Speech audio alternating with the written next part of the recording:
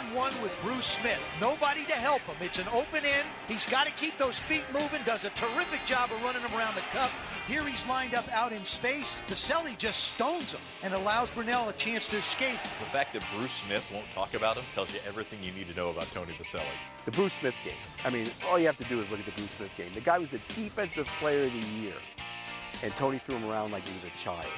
Bruce Smith was never the same after that game, and neither was Tony. My name is Bruce Smith, and Tony Baselli is my daddy. You know, hopefully this is the year. I hope it works out. It would be great. I've said this 1,000 times. People have heard this. It's the same thing. It would be great to get in. It would be such an honor. It would be great to do it as a Jaguar. And I know you don't go in as a team, but going in as a Jaguar to represent this organization would mean a lot to me and this fan base. It's the eye of the tiger. It's the thrill of the fight. Rising up to the challenge of our rival. And the last known survivor stalks his prey in the night. And he's watching us all with the eye Of the Jaguar. Come on, somebody. Duval. 1010XL 92.5 FM presents Jaguars Today with your host Mike Dempsey, Tony Smith, and E to the T. It's almost hard to believe that was just last year, isn't it? Like we're coming up on the 1-year anniversary, basically, of Tony Baselli having been inducted into the NFL Hall of Fame. It definitely feels like he's been in there for so, that's probably because, for years he should have been in there. Yeah, I mean, my goodness. I would listening to that. I had so much going on in my head listening to that open again, E.T. I forgot about that one. Right? Like, I had forgotten the Bruce Smith is my, my daddy, like the Tony Baselli thing. I was thinking as it was running, I wish I had the personal contact info for a guy like Bruce Smith, because if I did, I would record it and send it to him every time we played it, right? Like, because I know it bugs him, right? Like that kind of thing. And we've had that discussion over and over the course of the last year. Again, Bruce, why are you bugged, man? Like, how else are you supposed to know who the best offensive linemen are unless they're stoning the best defensive linemen of their time? Like, that's the test. We don't have any other stats for these guys. It's what did you do against the guy like Bruce Smith, and what he did was dominate you, bud. Yeah. And so when his candidacy comes up, it's going to be talked about. We're not going to talk about the candidacy of Fred Taylor the same way, right? He's going to be directly compared to the other running backs of his era, who is the most deserving to go into the Hall of Fame. We know the numbers with these guys, so you can compare those things. We don't have to talk about the defenders he ran over, right? Like, that's not going to be the Fred Taylor candidacy argument. Offensive line, it's a different deal, man. You got to talk about who they blocked. It'd be a long argument for Fred. That was what you're going to do. Yeah, no, absolutely. And it definitely seems like, I guess the big misconception there from, the other side is that his candidacy is built around that game. And it's not, that was just, when, like the intro says, he was defensive player of the year that year. He was on a tear, and he got completely shut down. No, it's a good argument for his candidacy, right, is what he did against Bruce Smith. And the other thing I was thinking about as it was going, last week when I returned to the show, I came in, I think it was Wednesday last week, and after the show I walked in there and I told you I finally saw Creed 3, right? And so we were having a conversation about Creed 3, which E.T. will drive me crazy with the movie stuff every now and then, John. I'm starting to get to the boys in the morning, too, about that. You didn't know. Because he went and saw Creed 3 when it hit theaters. He hadn't seen either of the first two. He just went and saw the third one, which is just weird. Like, I don't understand. I can't think of any movie series where I'm like, yeah, I'll go see the fourth. I've just never done that in my life with anything. So I came in and let him know that I had seen Creed 3 finally, and that I thought it was pretty good. I think it's probably the worst of the 3 Creed movies, but still a good movie, right? Like, all of those kind of movies have been, all the Rockies, through now 3 Creeds. I've had 9 of them now that I've been able to enjoy, and I've enjoyed each one. So I asked E.T., I was like, how many Rocky movies have you seen? Knowing he hadn't seen either of the first 2 Creeds. I asked him, how many Rocky movies have you seen? He said, 3, I think. I said, okay, what Rocky movies have you seen? He said, I saw the first one. I was like, good. He's like, I saw the one with the Russian thing. Yeah. I was like, okay, Rocky 4, cool. And he was like, and is that the one where Creed dies? I'm like, yeah, that's the 4th one. We're still on the 4th one, right? He's like, and I think I saw the one with Clubber Lang. Yeah. I'm like, okay, Rocky 3. So he's seen 1, 3, 4, Creed 3, right? Is his journey through the Rocky movies. And I was thinking as you were playing that open, I don't even know if you know this, E. Uh-huh. That's the theme song from Rocky 3. Yeah. So it's not the first one? No. I thought it didn't just show up Rocky... until the third one. Oh, see, I thought it was just a Rocky theme song. No, and there's like lore behind this because Stallone had gone to Queen and he wanted to use Another One Bites the Dust as the theme for Rocky 3, and he couldn't get permission to use it. So he went to Survivor and said, hey, we got this movie coming out. We need something that'll work as the theme song. They wrote Eye of the Tiger. Wow. Right? That's a trivia question. Right, and Eye of the Tiger became what it's become. Like one of the 80s kind of rock songs. It's the theme for Rocky 3. Did you like Creed 3, E.T.? Yeah, I liked it. Yeah. Not enough to see the first 2 yet, I assume. Yeah, I don't know about that. Second one, man. The second one. I'm with you. Second one's no good? Yeah, no, second one's good. So good. Second one's good. All right. Yeah. But if you've seen the Russian one, then. And it actually works with a reference to one of the other Rocky movies you've seen. All right, bet. Drago's back for the second one. Oh, is he? Yeah. The Russian thing? Yeah. Okay, bet. His kid. Yeah, his kid's unbelievable.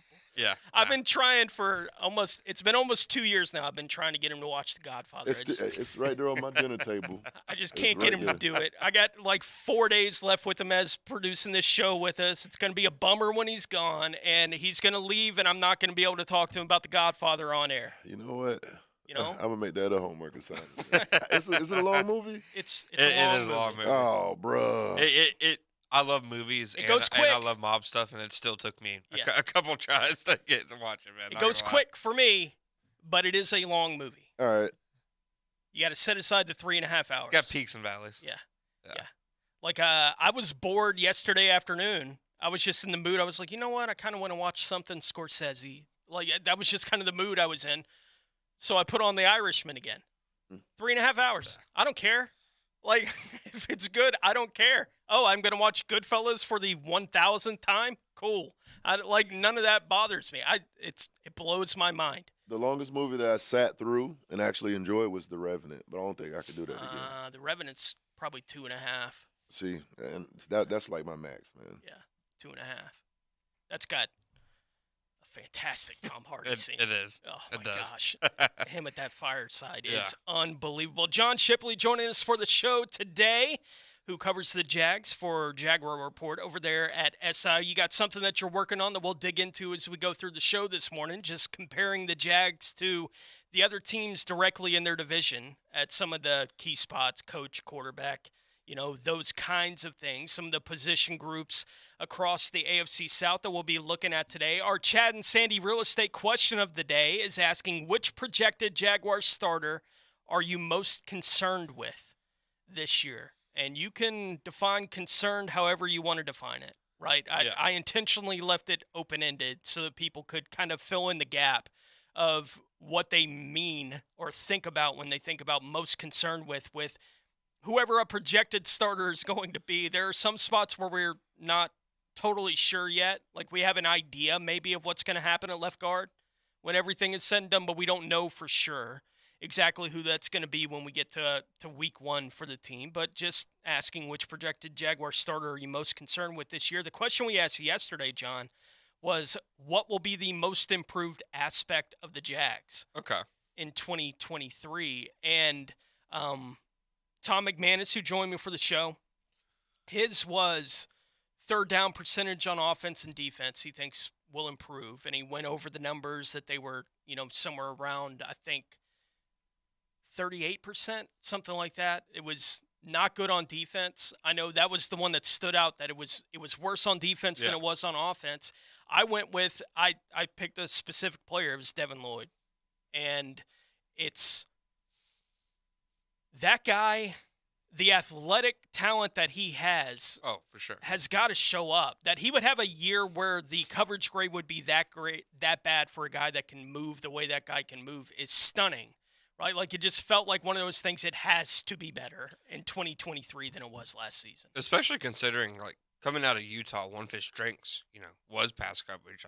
When he came in, I thought, the passing game was really where he would shine, as opposed to, I thought the running game maybe be a work in progress. And it felt like obviously both sides kind of a work in progress last year, but especially like you said, the passing game, and it almost felt like, the really good coordinators in the NFL, they're able to kind of put a bullseye on one guy in the defense who they kind of want to pick on, and it felt like a lot of games, it ended up being him, which rookie inside linebacker that's probably to be expected, but I agree with you. He has too many tools, I think, not to improve at least somewhere. You see him during the offseason. He made some, impressive plays and practices just, based on his athletic ability alone. And he is saying the right things in terms of, he admits that last year, wasn't a very good year, that things moved too fast for him and he feels like it's slowed down now. But I'll also say you probably see every guy ever, entering a big season say that. So you need to see it. Yeah, it's not unusual for guys to have that kind of conversation during an offseason, right? And for some percentage of those guys, it hits. For some, it misses. I think Devin Lloyd is a talented enough guy that his athleticism should allow him a big opportunity to succeed, right, at the NFL level. It is interesting when you went back and you were watching Devin Lloyd getting ready for last year's draft and coming out of it after they had made the pick, how far back do you go? Right, when you're taking a look at a guy in college. I know we were looking at something yesterday that was talking specific. I think it was PFF. They're great on the linebackers, and they had the Jags at 18 in the league. And they specifically mentioned that all three of the guys were pretty good against the run, that Devin Lloyd's number was lower than Muma's number was, right, lower than Foyer's number was against the run specifically, but that Devin had the fourth worst grade against the pass in the league. Yeah. Right? Like that kind of thing. And they said his first 3 years at Utah kind of matches what happened last year. And then his senior year, something clicked for him, right? In pass coverage. So when you were looking at him coming out of Utah, how far back did you go? I mean, when I watch a prospect, I try to watch, the most recent year just because that's the product that you're getting. But sure, when it did come to Devin, I did watch some games, from his junior season, but his first 2 years, that wasn't something I watched much of, but you could definitely see a difference between his junior and senior season. I think the production shows that. And, him coming out of Utah, like he was a very, experienced, player. He played a lot just because he was there, for so long. And, you really did kind of see things click in that final season. And I think maybe that's why some people were surprised that he wasn't more, I would guess to say NFL ready, was because he had logged so many snaps in at Utah. Right. It's just Pac-12 offenses, like, they're not anything like, what you're going to see at the NFL level. And that seemed to be kind of, the big hurdle for him.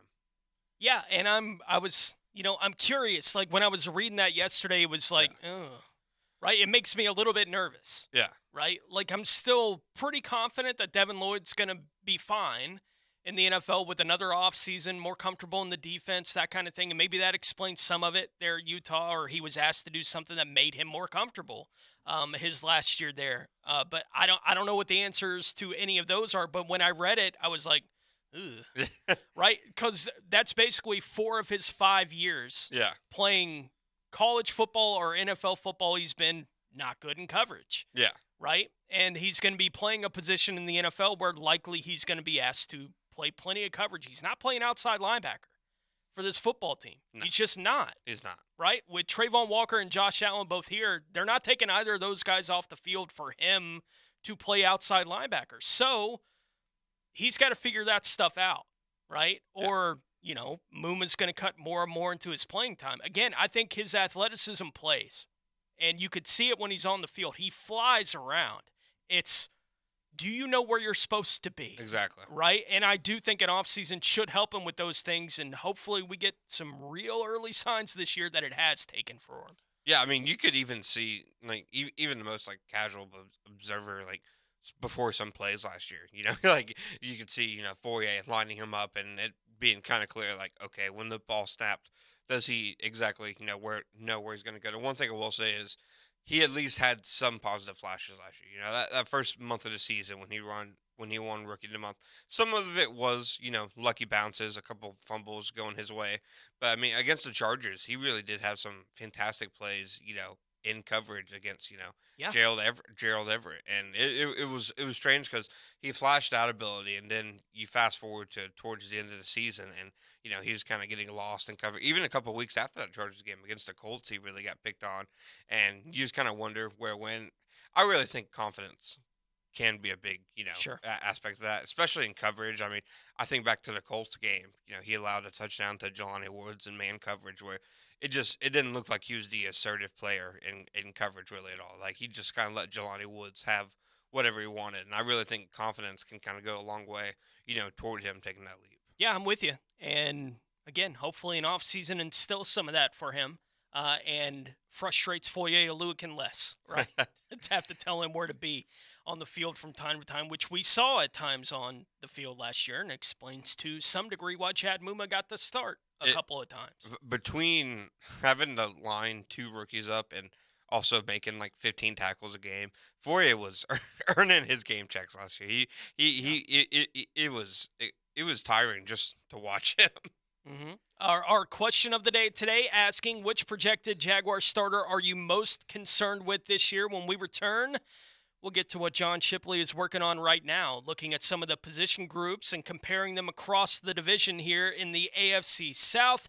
As we get things rolling, it's a Tuesday edition of Jaguars Today here on 1010 XL. Jaguars Today from the Jacksonville Orthopedic Institute Studios. JOI, where the pros go. ITP Partners, the official financial firm for the station to beat inflation. Whoa, Dan. People don't want to joke about their money, not during these tough times. You mean they'd rather hear about how ITP Partners takes our money and makes us more money? Now you're talking. They make financial planning simple and easy to understand, even for a couple of slappies like us. Those guys have been serving Hickets for 3 generations. Junie Bug, me. I even got my son Drew being smart with his money in his 20s. It's never too early to talk with Chris Bryan, Dan Abel, Brian Wright, Reagan Wright, Jeff Hartman, and Craig Ross. Financial questions, ideas, or thoughts, email chris@itppartners.com. Hey, it's Tony from Tony D's Pizza. If you love our pizza and pasta dishes, let us cater an event for you.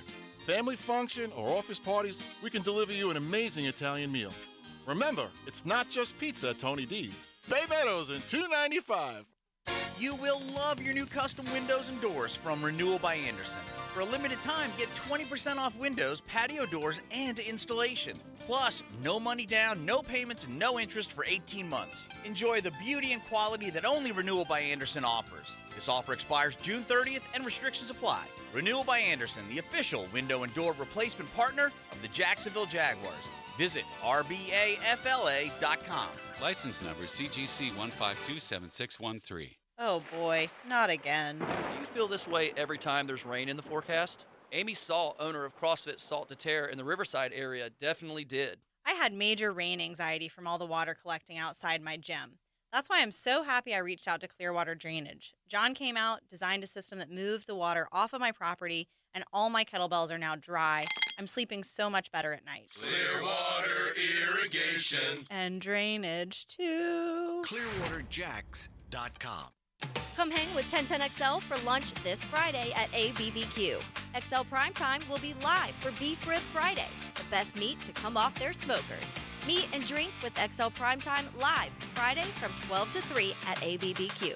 It's time to fire up the grill. Houston's Meat Specials of the Week. 10 pounds of fresh jumbo chicken wings, only $12.95. 2-pack pork spare ribs, only $1.99 a pound. And whole T-bone steaks at $5.95 a pound. Only at Houston's Meats, Main Street and 295. Love cornhole? Then now's the time to order your custom set of quality boards from Mystic Cornhole Company. Built right here in Jax. They even carry several lines of pro bags. Visit the shop today and score at Mystic Cornhole Company. Life a little expensive right now? If you need cash, Beaches Jewelry and Pawn in Jax Beach is ready to buy. Gold, silver coins, and flatware, guitars and guns. Beaches Jewelry and Pawn wants to buy them. See Chuck and get extra cash only at Beaches Jewelry and Pawn. Mark Watson with Hardball Creative. For the new year, check out the new gear at hardballcreative.com and make sure your employees are sporting your logo on the newest and coolest apparel. Hardball Creative. Hardball does it all. The best golfing weather is upon us, and Hidden Hills Golf Club invites you to enjoy your round of golf with us. Our warm and welcoming atmosphere and spectacular golf course keeps our customers coming back. Check us out at hiddenhillsgc.com. You'll be glad you did. If your hair is thinning and you're looking for an easy solution that will restore your hair, check out IHRS PRP Platelet-Rich Plasma. PRP, using your own platelets and cells to restore your hair where it's thinning. Combined with their FDA-approved laser hair therapy and pharmaceutical-grade products, all three will deliver one better result. Call IHRS now for a free evaluation and to find out if their PRP 45-minute treatment will work for you. Now there is a solution for any man or woman with any degree of hair loss. And it's all in one place. Call 904-777-IHRS. IHRS has been restoring hair for over 30 years. The staff at IHRS knows what it's like to lose their hair. And that's why they're ready to help you grow your hair back. Schedule your free hair and scalp analysis today. Call 904-777-IHRS. That's 904-777-4477. Or visit hair4me.com. Are you an experienced automotive technician and tired of working for employers who put profit over people? Then come to Action Transmission on Merrill Road and get trained on how to diagnose and rebuild today's complex transmissions. See how we're different. Get traction on your career and come to Action. Equal opportunity employer. Well, dang, it's so hot. I'm sweating like a pig. Cool off with 1010XL. Now, more Jaguars today on 1010XL.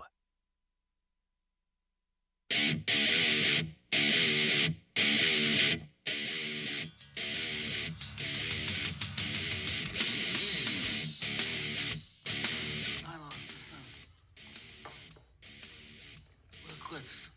And if the daddy agrees, then I'm willing to let things go on the way they were before. You're all grateful to Don Corleone for calling this meeting. We all know him as a man of his word. Jaguars today on 1010XL. So, E, I got to come to you for this. What exactly is going on in that scene, my man? I don't know.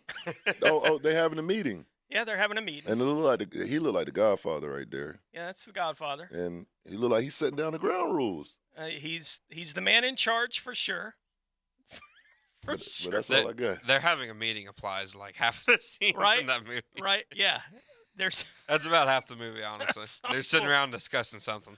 That's unbelievable. We got him on the text line, too. The Godfather stuff never gets old to me, man. Like, whenever they come at E with any of the Godfather stuff, and they did, they came with Don Corleone, look how they massacred my boy. Like, with the news that, E.T.'s only here with us basically for this week. He's in on Monday, but then he's still working at the station, people. He's not gone, right? He's still doing the morning show. He's going to be on the drill from 6 to 10 a.m., Monday through Friday.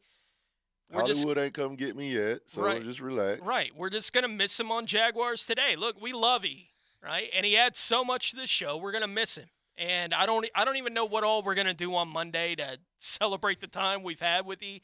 He'll be in on occasion, I'm sure, when we need somebody to fill in on the board, that kind of thing for producers. And Dylan will do a fine job, but Dylan ain't E. Yeah, big shoes, man. Right? Like Did a goatee. It's not going to be the same thing. John loves you. Like, I don't even know how. Unquestionably. I'm kind of sad. Like, my dog getting married and like, hold on, you cheating on me, bro? Like, what's up, bro?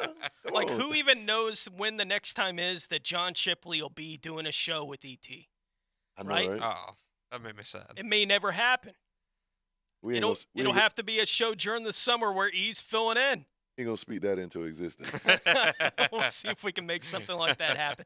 John, I know you're working on something right now over at SI where you're looking at the position groups from across the division here in the AFC South and comparing them to one another and just seeing where the Jags kind of stack up against some of these other teams. And look, I'm guessing they stack up well against virtually everybody in the division. But what have you done thus far, and how much are you going to get into? It's crazy to say that because I try to do this every year, and I look back to some of the 2020 and 2021 ones, and it was pretty easy to spot that they weren't going to be very good teams that season because when you just go through it objectively, kind of position by position, they pretty much unanimously were in like the bottom, like either fourth or third spot.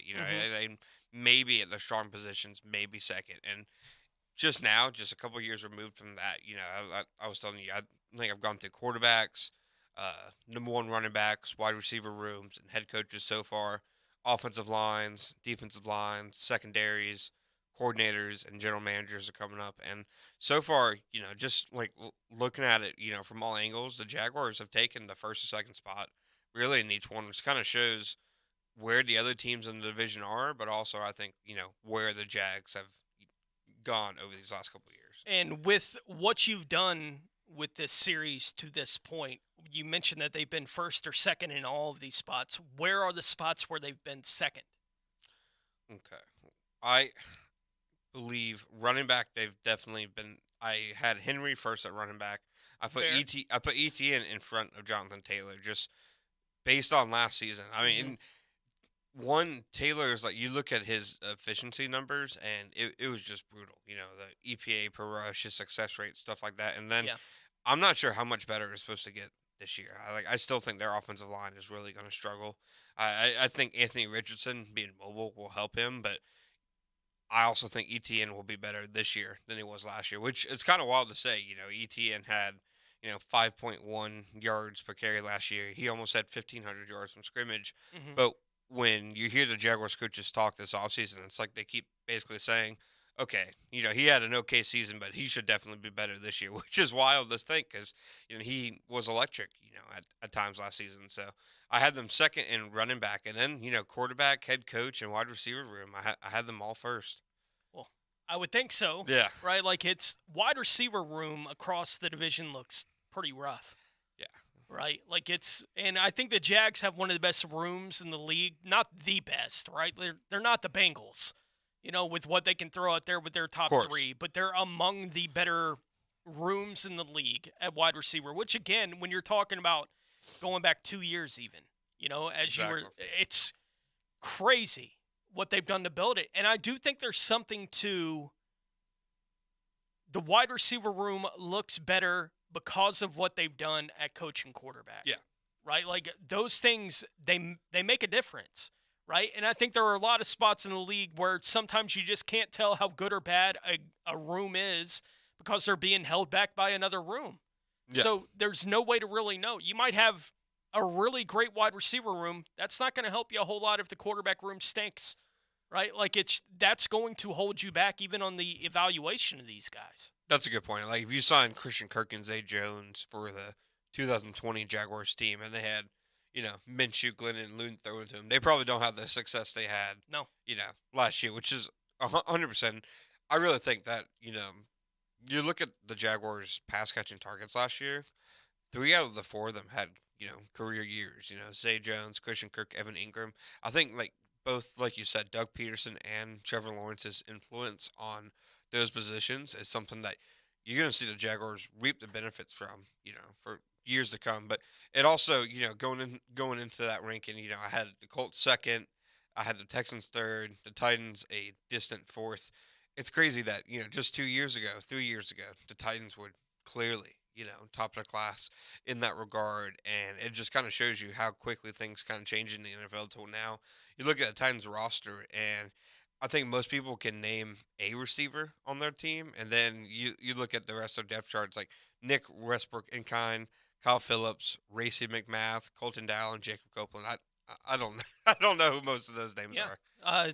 Most people can probably name Treylon Burks, but only because he was a first-round pick and was a guy that had even been discussed to maybe should Jacksonville be interested. Right? Yeah. Like, there are reasons why you would even know that guy's name. He had a pretty good final month of the year. Yeah. Last year, and before that it was, and look, he had the quarterback issues he had to deal with in Tennessee. It wasn't great coming down the stretch there for the Titans last year. We all know it. When Tannehill wasn't going great, and then he was out, and then what? Right? They go to Malik Willis, who, if he threw for 150 yards, you had a parade, right? Like, just wasn't good as a rookie for that football team last year. So, to the point where basically in a playoff game, they said, we're going to go with Dobbs. Wow. And the craziest thing about that still is they didn't even make any attempts to re-sign Josh Dobbs. No. After that. That really, kind of shows the quarterback hierarchy there. And, Burks has definitely been somebody who, you look, at, I guess, national analysis and, obviously fantasy people. And Burks is one of the people that's been tabbed as like one of like this year's like primary breakout guys. But like you said, you look at last season, he had a strong last month, but overall 33 catches, 444 yards, and a touchdown. It's not like he set the league, on fire or anything like that. And, if Tannehill has injuries this year, if their offensive line struggles, I don't know. And the one thing I will give the Jaguars over these other teams is that the primary reason I think that they have the best receiver room is they've made the investments. They gave big contracts to Kirk.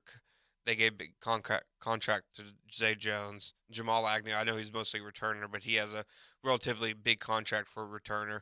And then the trade for Calvin Ridley. They had one of the most expensive receiver rooms in the entire NFL. Mm-hmm. And then you look to the Colts, they have, a pair of second-round picks and a third-round pick. The Texans have a mishmash of, journeyman veterans and, second and third-round picks. Knows what Mechie's going to be. Exactly. Yeah. It just, there's question marks everywhere else.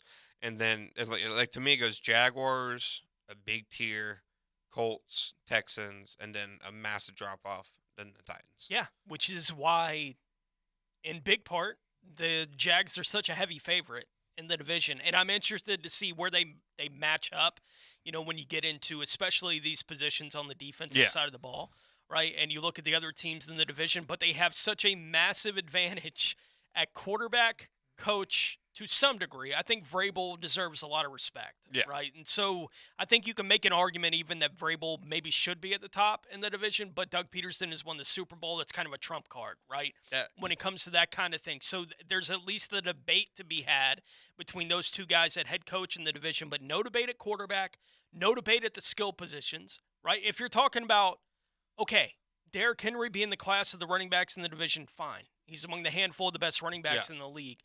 Travis Etienne, when you combine that with everything else they have going on the offensive side of the ball, there's nobody else in the division that comes close to what the Jaguars can do offensively, and that's today's NFL.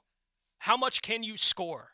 That's today's NFL. And look, you give up a few on defense, all right, we're going to score again, right? And that's basically the game that the Jags are saying that they're willing to play going into 2023. I don't think they're way behind a bunch of the teams in the division on the defensive side anyway, but they might be behind at some spots, but those spots aren't as important as coach, quarterback, and the skill position players on the offensive side of the ball in combination with those things right now. 100%. It really feels like they'll never come out, no team will ever come out and say, okay, we just want to invest in the offense because we know it's a scoring league now and the defense kind of is what it is, but it really kind of felt like that's what their offseason was, getting pieces for the offense, building depth, and ensuring that, okay, if somebody potentially goes down, this thing can keep humming. And I think what you said about Peterson, rings extremely true, is having that advantage at head coach.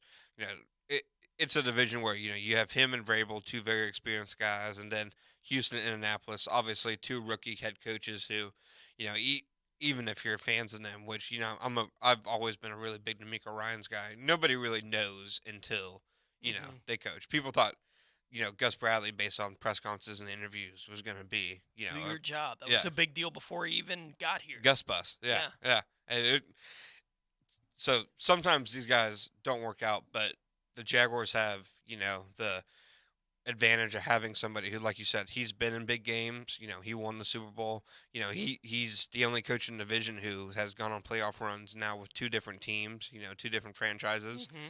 And I think Vrabel, like you said, Vrabel deserves a ton of respect. It feels like he squeezes the most out of every roster that he has. Like even last year, them going 8-9 still feels like it wasn't that disappointing, just considering what they were working with. But what I think gives Peterson the edge is the fact that he impacts games more on a week-to-week basis because he is the offensive play caller, because he is the guy kind of pushing the buttons for the scheme. And like you said, offense, is kind of the trump card in today's NFL. Yeah, and I go back to, I think it was NFL.com had the story up last week that was talking about the 10 positions that most need to be addressed, across the league. So it's all 32 teams. Like 10 biggest holes in the league. 10 biggest holes in the league. And 7 of the 10 were on defense, right?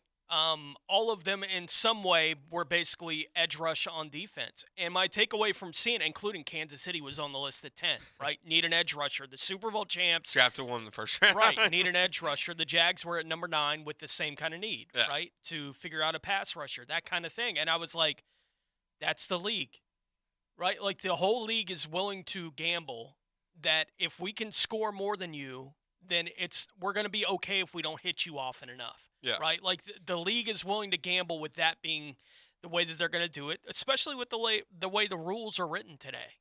It's every advantage is given to your offense. That's how the rules are written.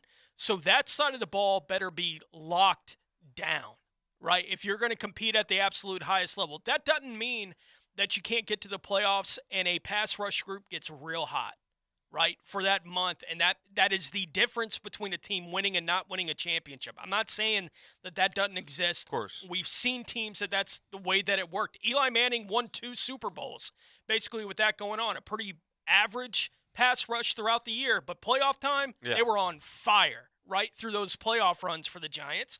So it's not that it can't happen. It's your offense has to be good enough to make that count when you get to playoff time. So that's the way everyone builds it. Yeah. And the Jags are built. At least it looks like they're built to compete from that perspective. Do they have the bodies to go get that big sack when they need it in January? I don't know what the answer to that is at this point. But I don't think that question is as important to answer as can we outscore the best teams in the league? And I think they feel like they can week to week.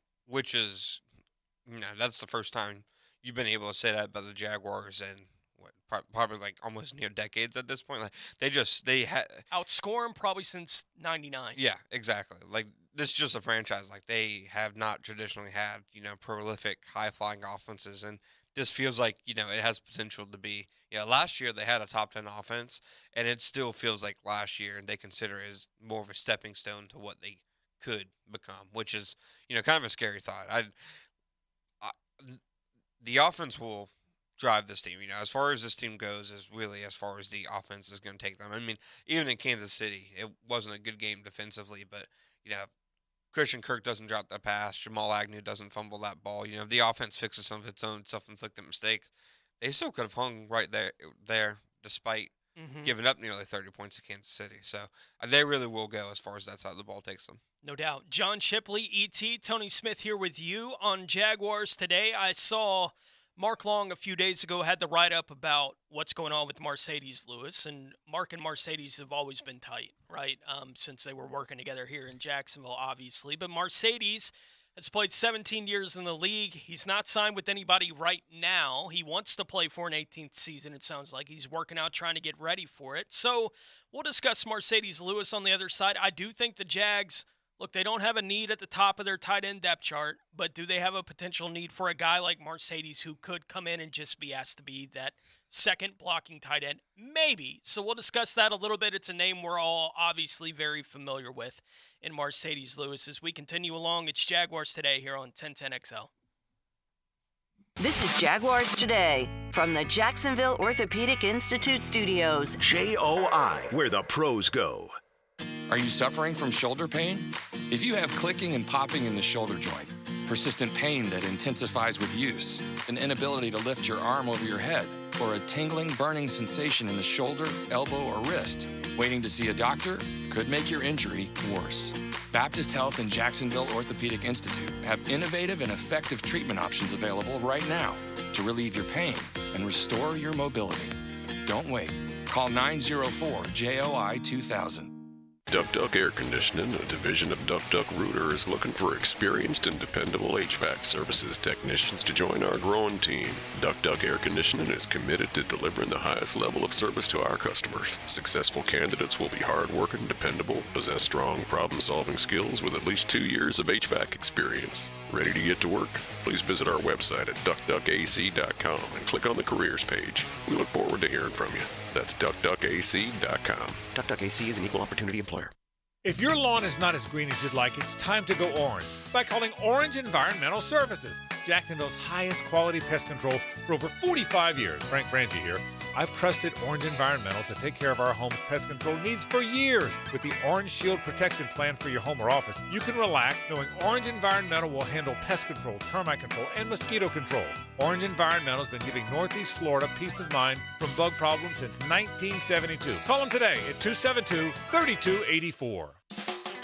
Are you an electrician looking for better pay and benefits? Miller Electric Company has the industry-leading compensation package. Electricians are eligible for a signing bonus up to $1,000. Now, they're partnering with the Jaguars in their new performance facility, the Miller Electric Center. Miller Electric has opportunities for you to work on some of the most exciting projects right here in Jacksonville. Whether you're experienced or not, visit MillerCareers.com, an equal opportunity employer. That's MillerCareers.com. He doesn't live in the water. What's going on here? Get him in the boat. Get him in the boat. But he practically lives on it. Nice. Woo! Captain Kevin in the Ring Power Fishing Forecast Show. Brought to you by Houston's Meats. Thursday nights at 6. On 1010XL AM. Jacksonville people, the best wings in town are coming to Mandarin. The Players Grill is expanding and opening soon on San Jose. Watch your favorite teams and enjoy burgers, pizza, salads, and more. Players Grill, where the neighborhood meets. Do you have a VA loan? In this housing market, homeowners with VA loans have access to a ton of instant cash. Hey, it's Prosser here. Do you need cash to pay off credit cards and other high-interest loans? Does a check for 80 or 90 grand sound about right now? Well, Loan Pronto is helping veterans every day get the money they need with a quick and easy zero-cost cash-out refi with zero closing costs. With a VA loan, it's really cool because you can access up to 100% of your home's value. Use that money to pay off credit cards, home equity lines, car loans, consolidate all your payments into one check per month, and close in 2 weeks. Most homeowners who do this end up cutting their overall monthly payments by $800.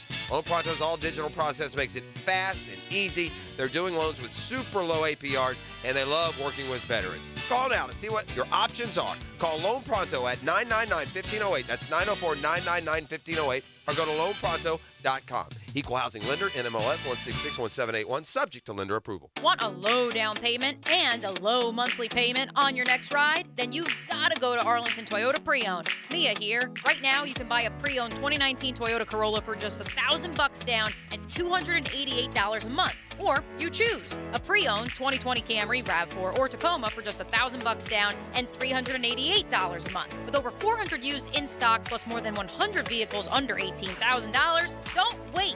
10939 Atlantic Boulevard and online at arlingtontoyota.com. Hi, I'm Megan, your member services specialist with the Northeast Florida Safety Council. We've been keeping Florida businesses safe for over 80 years. We offer a variety of online and in-person safety classes. Our learning management system keeps track of all of your certifications and notifies you before they expire. Enjoy all the benefits and take the hassle out of safety compliance by becoming a member today. Visit nefsc.org. That's nefsc.org.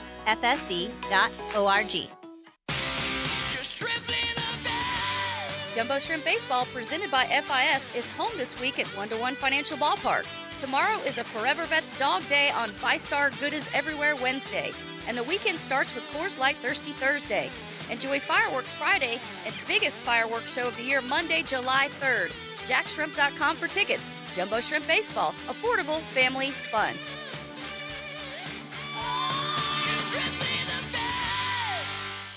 At Cannons of Jacksonville, they know that when you're towing anything, you gotta have products you can rely on. With over 50 years of fabrication expertise, the family at Cannons can repair or install precisely what you need to tow with confidence. Whether it's a heavy-duty hitch, trailer frame, gooseneck, tow bar, or any other towing accessory, Cannons will provide you with unmatched precision and durability. For all your towing needs, visit cannonsofjacks.com, where quality and customer satisfaction collide.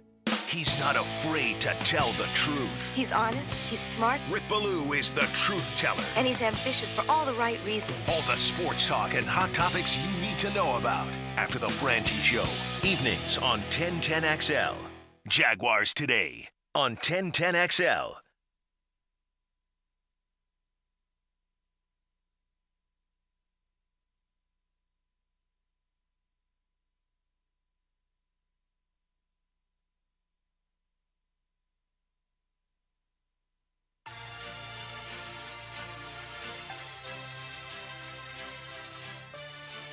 Everything you need to know about the Jags. Jaguars Today on 1010XL.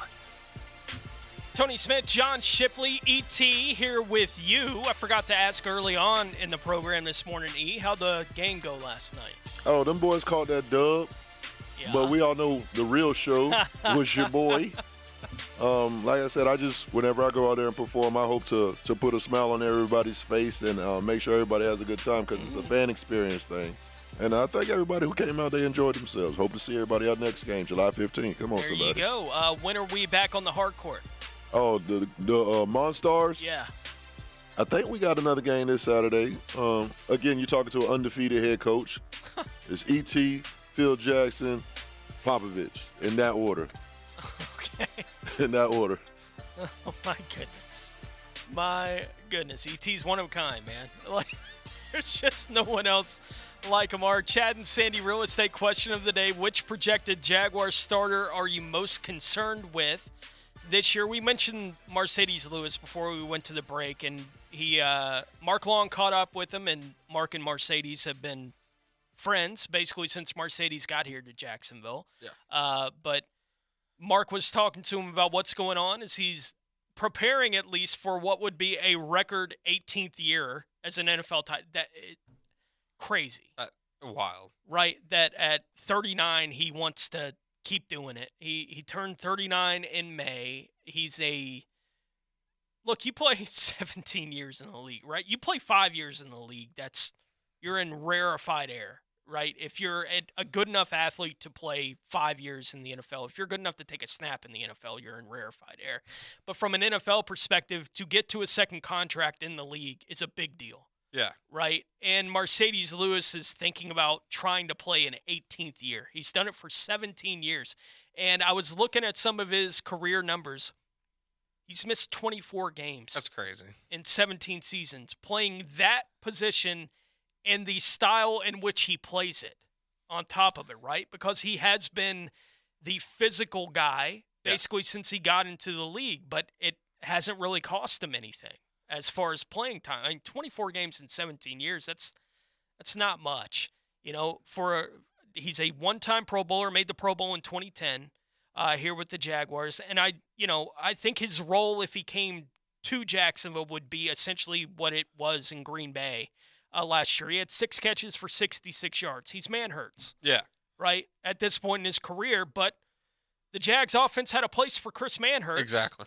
Right? So the question it's at least fair to ask is it worth exploring bringing in a guy like Mercedes Lewis, even if it is just for a year, to be, when you go to 2 tight end formations, to be the guy on the end of the line of scrimmage? Yeah, I mean, like you said, the fact that he's been around as long as he has with the way that he plays, because he really is like an extension of the offensive line. Yeah. You know, he's, as a run blocker, as a pass protector, you know, he really is like an extra offensive tackle on the field.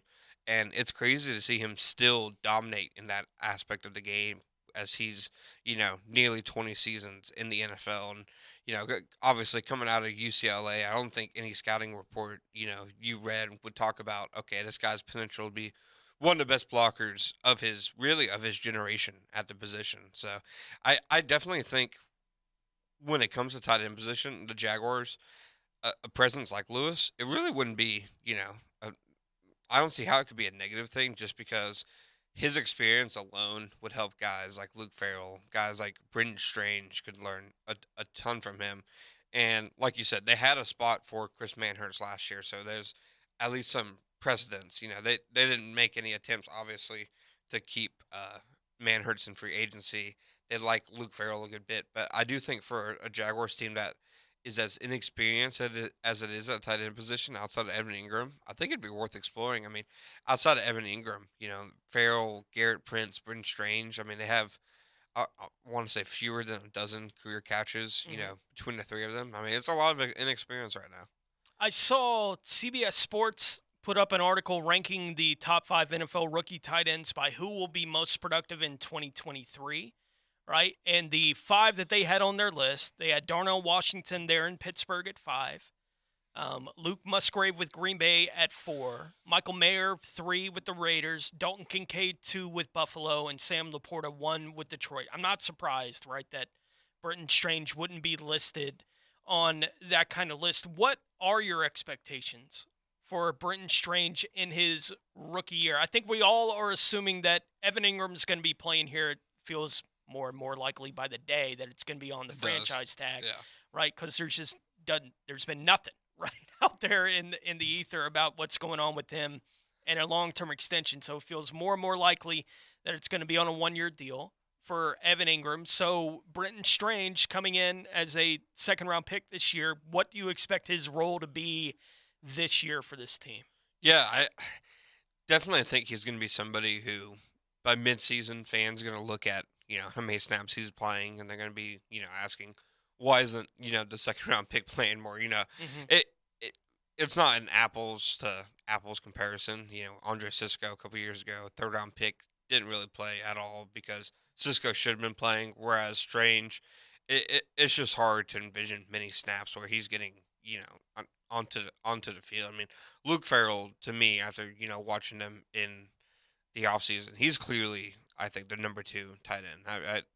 I think that if something had happened with Evan Ingram in terms of, he ever misses a game or anything, I think Farrell is the guy who would pick up, the snaps there. And I really don't think they would automatically go to Strange. So if Strange ends the season with like around 10 catches, maybe, I really wouldn't be surprised. I really think that was a futures pick that, maybe in a year when you potentially have a bigger need at tight end, then you see what you have with him. But between both Ingram and Farrell, I'm not sure how much he really sees the field this year, other than, I do think he'll be used in some running packages, kind of like an H-back, some split zone stuff as an insert type guy. But otherwise, I'm not sure how big of a factor he'll be as a rookie.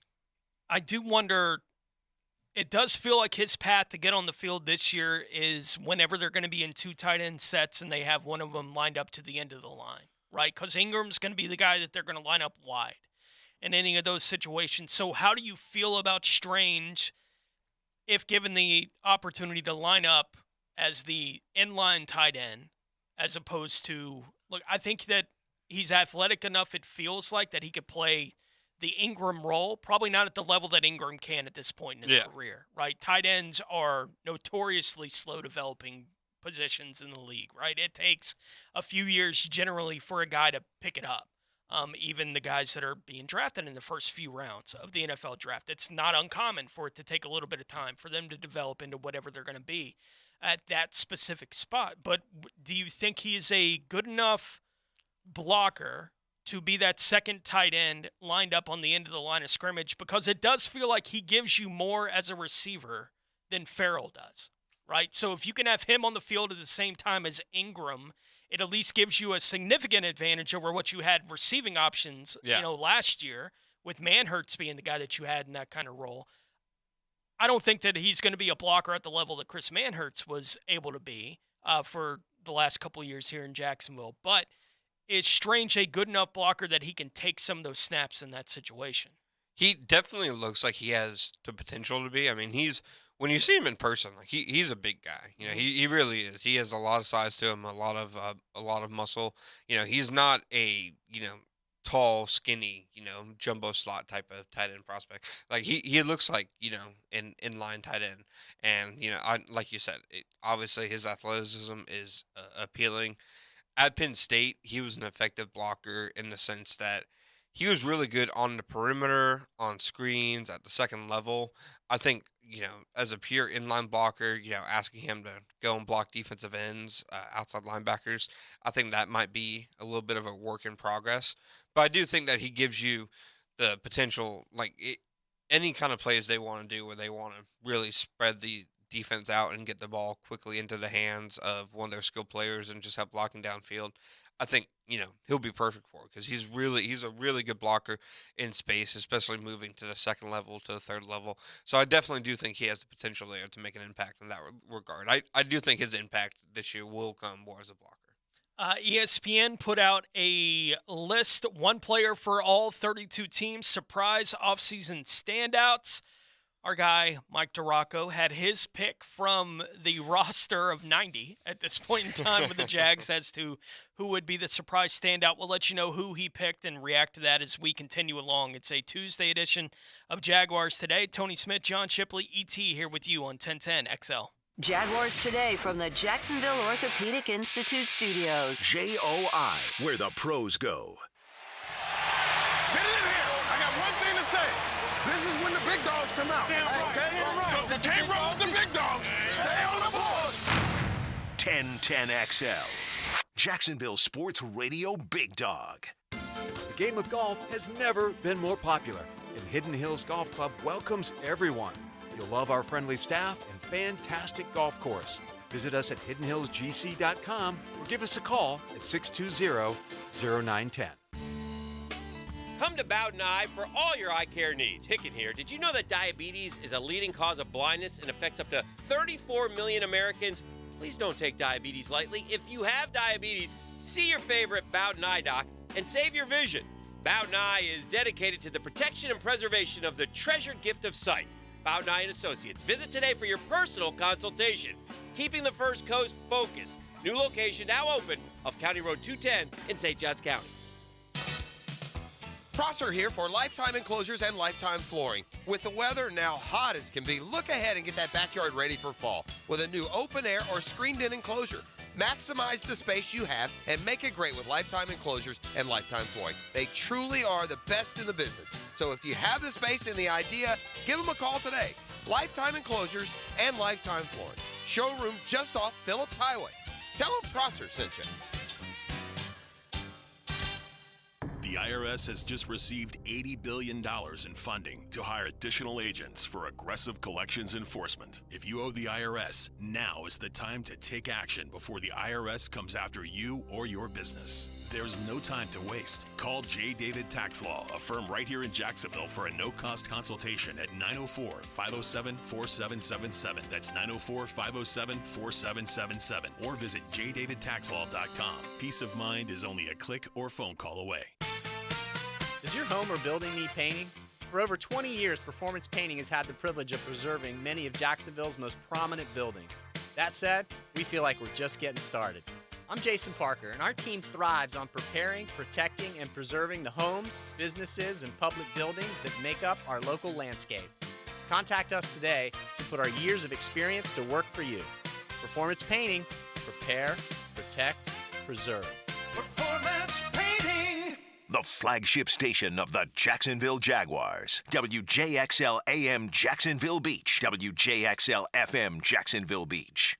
Hicken here. After work's done for the day, I know you like to find your favorite sofa or recliner and watch the game. Well, me too. It helps all of us wind down for the day. But I bet you don't clean that upholstery too much, do you? That's why you gotta call my friends at Zero Res this month. All upholstery, 25% off the sofa, 25% off the love seat, 25% off the sectional, and of course, 25% off your favorite recliner. Zero Res, man. Spell it forwards or backwards. Zero Res. It's the right way to clean. Zero Res. Are you looking for increased privacy and protection for your family and pets? Look no further than Superior Fence and Rail. Superior Fence and Rail is Jacksonville's top-rated fence company, delivering the highest quality fence products. They'll treat your property as if it's their own. So get off the fence and get your privacy back. Call Superior Fence and Rail today for your on-site estimate. When you're on the fence, about a fence, SuperiorFenceandRail.com. Hi, I'm Sean Monahan from Monahan Jewelers in Atlantic Beach. We're your local family jeweler for 46 years in Jacksonville with a huge selection of diamonds, gemstones, and pre-owned Rolex watches. And Monahan Jewelers is your store for expert jewelry repair turned around in 1 or 2 days. Most jewelry stores take 2 weeks or more, and many stores send your jewelry somewhere else for repair. At Monahan Jewelers, our jewelry repair is done in-house by expert craftsmen, and Monahans can turn around most repairs in a day or two. So bring your jewelry repair to Monahan Jewelers in Atlantic Beach. 74.3% of those that own a home security system indicate that their security system and products make them feel safe, because security cameras give you peace of mind. Denny Thompson here. Let Tyson Sound and Security assess your home security needs and keep the bad guys out so you can have full peace of mind too. While you're at it, ask them how they can help lower your home insurance payments. Visit TysonSoundandSecurity.com. Tyson Sound and Security, security and automation experts. Hi, this is Dave Barker with IHRS. If you're looking for a real solution to your thinning hair or hair loss, call IHRS now at 904-777-IHRS. What's causing your hair to fall out? Can your hair grow back? Get to the root of your problem with IHRS Hair and Scalp Analysis. This analysis magnifies your hair and scalp 400 times to see what procedures can restore your hair. Call right now for your free analysis, 904-777-IHRS, or visit hairforme.com. Stop wasting money on solutions that don't work. IHRS has been restoring hair for men and women for over 30 years. They are the only clinic to offer the trademarked multi-unit hair grafting PRP platelet-rich plasma and the NeoGraft FUE hair transplant procedure. Schedule your free hair and scalp analysis today. Call 904-777-IHRS or visit hair4me.com. Hairforme.com. Business owners know Andy's Automotive and Truck Services for routine fleet maintenance or emergency repairs. Andy's offers after-hours and mobile service to minimize downtime and keep your fleet on the road. Visit andysats.com. I'm Taylor Dahl with your 1010XL local sports update brought to you by Royal Pest Services. Florida Gators unable to overcome a 6-run inning by LSU in Game 3 of the College World Series Championship Final, losing 18-4 last night in Omaha. Florida struck first on a 2-run homer by Wyatt Langford in the bottom of the first, his third of the tournament. Unfortunately, Jack Caglione struggled on the mound, walking 3 and hitting a batter that inning. LSU won their first baseball title since 2009. Gators finished the season with a school record 54 wins. And the Furyk Foundation announced today that multi-platinum star Dustin Lynch will headline the Furyk Foundation concert this year at Daly's Place Tuesday, October 3rd to kick off the event that has generated more than $1.34 million for local charities. It's 85 degrees at 11:01. Time and Temper brought to you by Bueller Air Conditioning. Stay cooler with Bueller.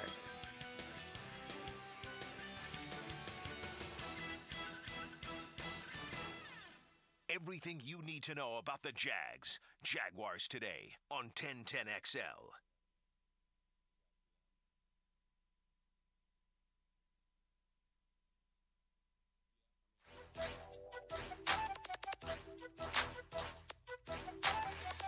Jaguars today on 1010XL.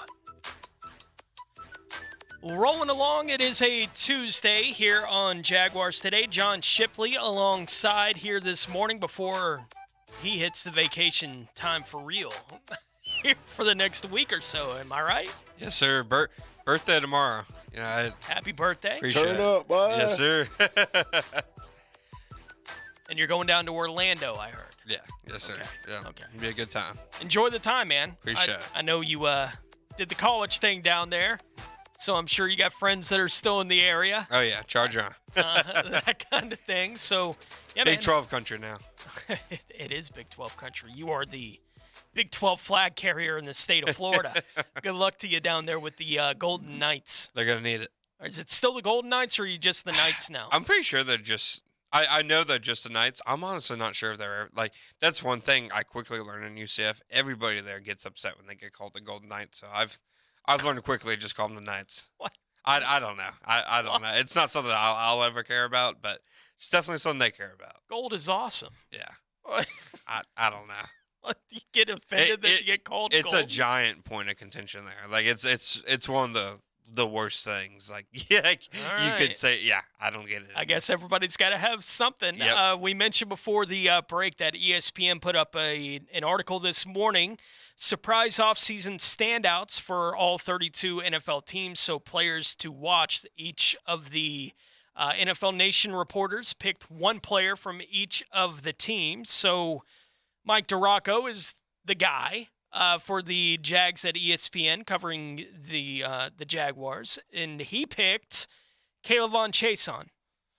His write-up about Chaisson with edge rusher Josh Allen skipping OTAs, Chaisson got a lot more work. The coaching staff noticed a difference in the 2020 first-round pick. Assistants Brinston Buckner on the defensive line and Bill Shuey, outside linebackers coach, said they're expecting Chaisson to be one of the most improved players on the team. I look forward to having him have a big year this year, said Brinston Buckner. Chaisson has 3 sacks and seven tackles for loss in 40 career games to this point.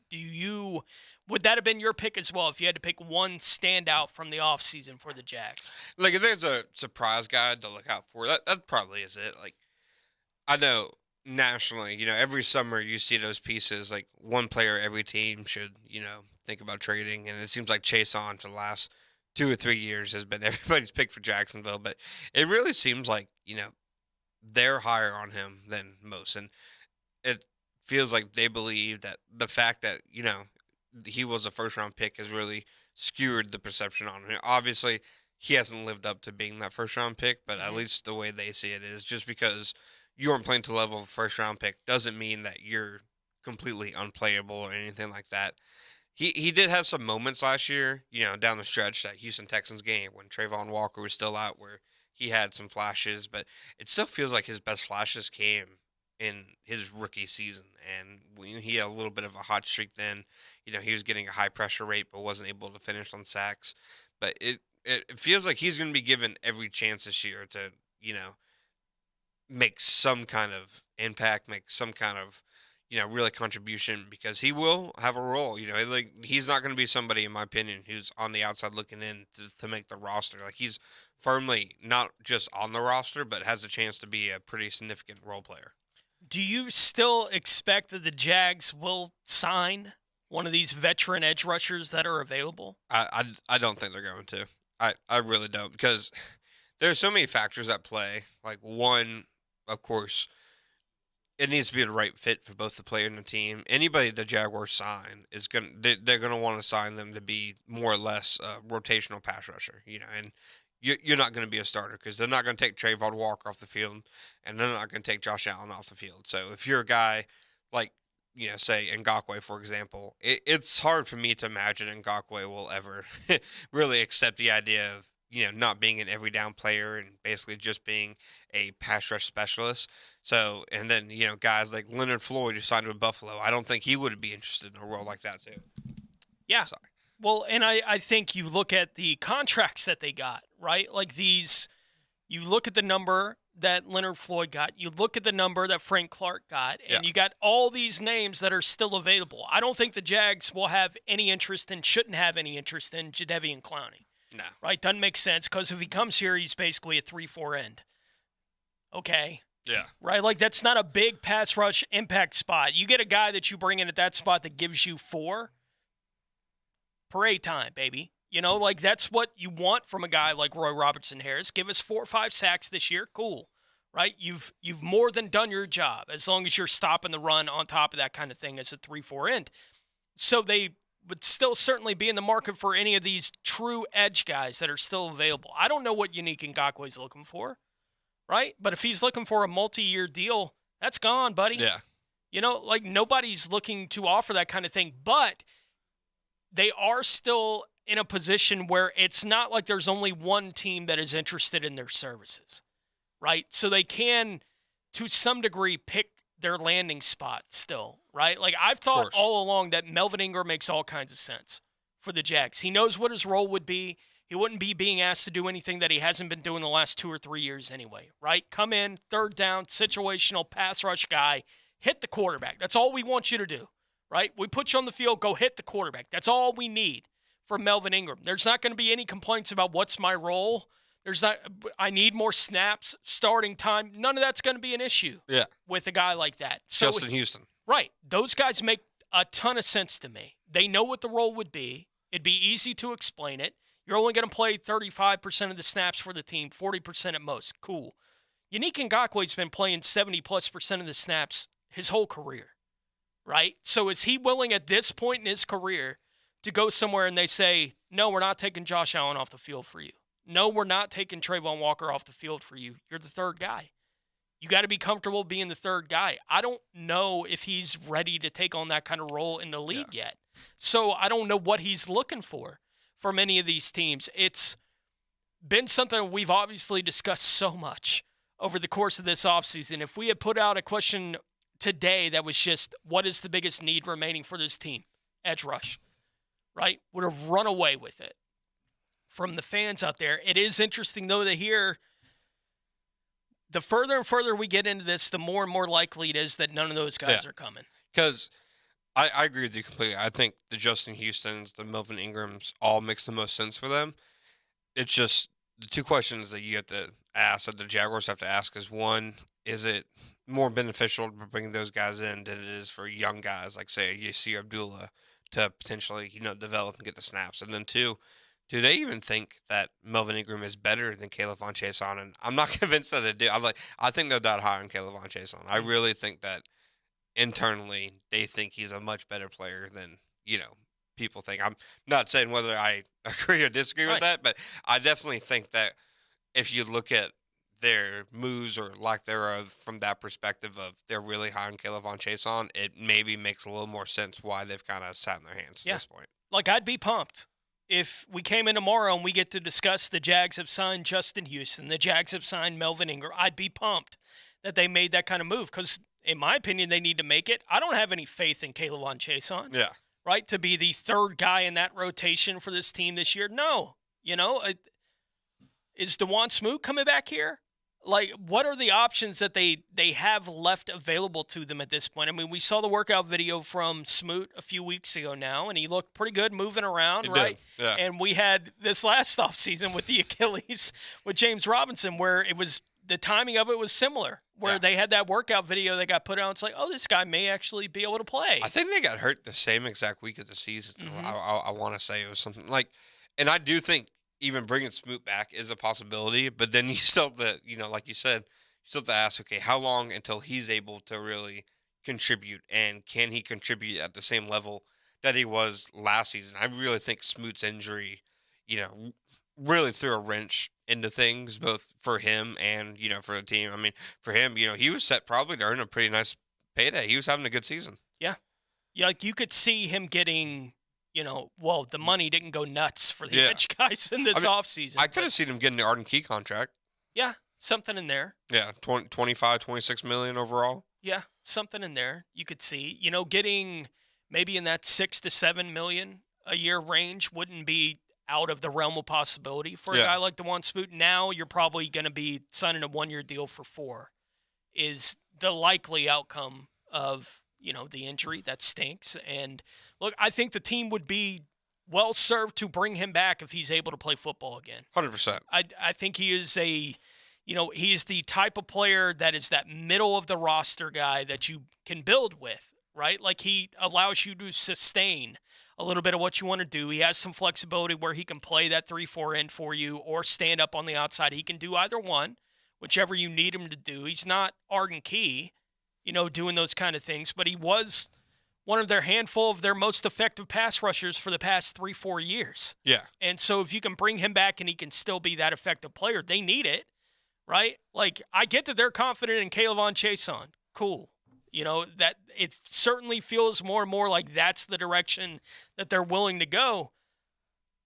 From the outside looking in, it's like, I think you'll need more. Like, it's definitely a feeling of you better be right. Like, if January comes around and he has, 1.5, 2 sacks, then it's fair, to criticize, both, really the thinking that went into that position. Yeah, and I wonder how many of these veteran guys get signed before training camp starts. And if they don't find a home before training camp starts, how many of them are waiting until after week 1 when they can't get that termination pay?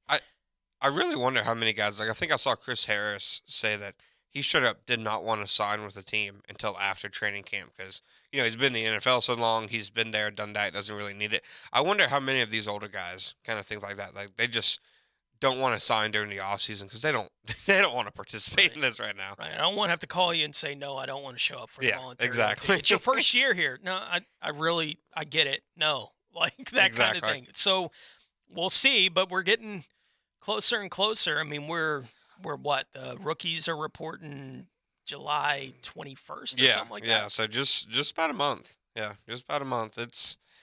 And then it won't slow down. It will not. And at some point, the league's going to let the Jacksonville Jaguars know how long Cam Robinson is going to be suspended. One day. Yeah. One day. And it's not like even a question of if, because, I mean, the Jaguars, they talk about it, publicly, like, yeah, it's going to happen. We don't know what's going on. And it really is bizarre that they haven't gotten some kind of clarity yet for whatever the reason is.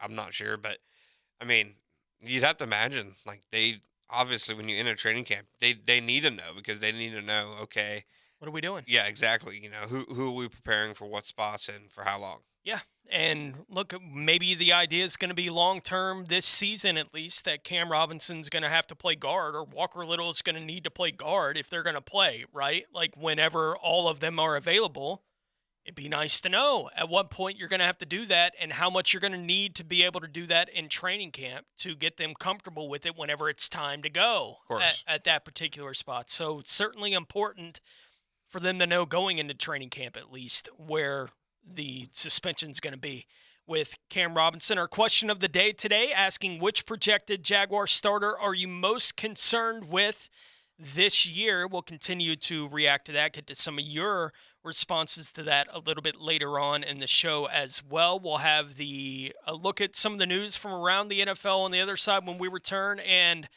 I saw you reacting to this yesterday. Mike DeRocco also put up the piece, having talked to Fred Taylor and some players, some coaches, some guys from around the league about his Hall of Fame candidacy. We're certainly not going to let an opportunity to talk about Fred Taylor's Hall of Fame candidacy pass by here on this particular show. So we'll get into that a little bit as we continue along. It's a Tuesday edition of Jaguars Today here on 1010 XL. This is Jaguars Today from the Jacksonville Orthopedic Institute studios. JOI, where the pros go. What? They did not tell me they were going to do that. I need a new bank. Well, actually, One-to-One Financial doesn't do the usual bank surprises because we're not a bank. We're a credit union, and that means lower loan interest, things like free checking and member rewards, and of course, total investment back into our community. I'm sold. Find a better way to bank than big banks with One-to-One Financial, Jacksonville's hometown credit union. Visit 121fcu.org for more information on opening an account today. Federally insured by NCUA. Business owners, regular maintenance of your storm drains is crucial for preventing parking lot floods and protecting your property from damage. Give Duck Duck Rooter a call today and schedule service with our VACCON team. 904-862-6769 or online at duckduckrooter.com. Did you know the new 2023 Honda Accord Hybrid has an onboard system that charges the battery so you never have to plug it in? When you think Honda, you think quality, value, safety. Now think hybrid. Visit your local Honda dealer and experience the car of tomorrow today. Find your why in your next career move at the First Coast YMCA. Everyone can get involved and make a difference in your community at the Y. And if you'd like to turn your passion into a fulfilling career, the Y is an equal opportunity employer and is now hiring youth program leaders, lifeguards, swim instructors, and more. Plus, Y staff enjoy benefits including free YMCA membership and free childcare while you work. Find your passion, find your why in a career at fcymca.org. That smells good. What is that? Grilling up lunch with Leon and the Sausage Dudes. Sausage with a purpose. And that is tasting good. It's Pro Bowl offensive lineman Leon Searcy or XL Primetime. Weekdays from noon till 1:30 on 1010XL. This is Keith Catlin for Catlin Truck Accessories, and we are so blessed to be in business for over 100 years. Over 100 years of the best product and customer service means you can count on Catlin. From roll and lock bed covers to Lear toppers to cam locker toolboxes, Catlin Truck Accessories has you covered when it comes to your truck or van. We do those too. Got a fleet of vehicles? We can outfit them all. Who can you count on? Count on Catlin. One name, one location, 100 years. You can count on Catlin. Clearwater. John, I can't even mow my side yard. It's so soggy. Man, my builder sucks. Brent, calm down. This is a common problem in neighborhoods where houses are built too close together. You need gutters and a properly installed French drain that will soak up subsurface water. We can completely dry it up. So I can take my builder off my speed dial now, huh? Yeah, we got you, buddy. Let that builder bitterness go. Clearwater irrigation and drainage too. Are you ready to sizzle up your 4th of July? Southern Steer Butcher has everything you need to make this holiday a mouth-watering success. See our Facebook page for our sparkler sample deal and more. For tasty tips and juicy breasts, choose Southern Steer Butcher. Hi, this is Dave Barker. Want to grow your hair back? IHRS, right here in Jacksonville, is the only hair transplant clinic in the country that offers multi-unit hair grafting, FUE NeoGraft hair transplants, and the 45-minute effective PRP treatments. Multi-unit hair grafting gave me more hair in one procedure and within my budget. Thank you, IHRS. IHRS showed me what was causing my hair loss and helped stop it. Schedule a free evaluation and find out how to grow your hair back and keep the hair you have. Call 904-777-IHRS. Take the first step to restoring your hair today. Visit hairforme.com. Now my hair will grow for the rest of my life. Thanks, IHRS. IHRS has been restoring hair for men and women for over 30 years. Call now for a free in-person or virtual evaluation. 904-777-IHRS. That's 904-777-4477. Or visit hair4me.com. It's a unique gift idea and a popular way to add fun and personality to any wedding environment. Mystic Cornhole Company builds custom, high-quality boards right here in Jax. Visit the shop on Phillips Highway or check out their designs at mysticcornhole.com. Mark Watson with Hardball Creative, with answers to the questions I'm asked the most. Yes, we are local, and no, I'm not hiring an actor to read these commercials. Check us out at hardballcreative.com. Hardball Creative. Hardball does it all. Oh, good morning. Dan Hicken and Jeff Prosser. Meow. Doing their best to make every morning good.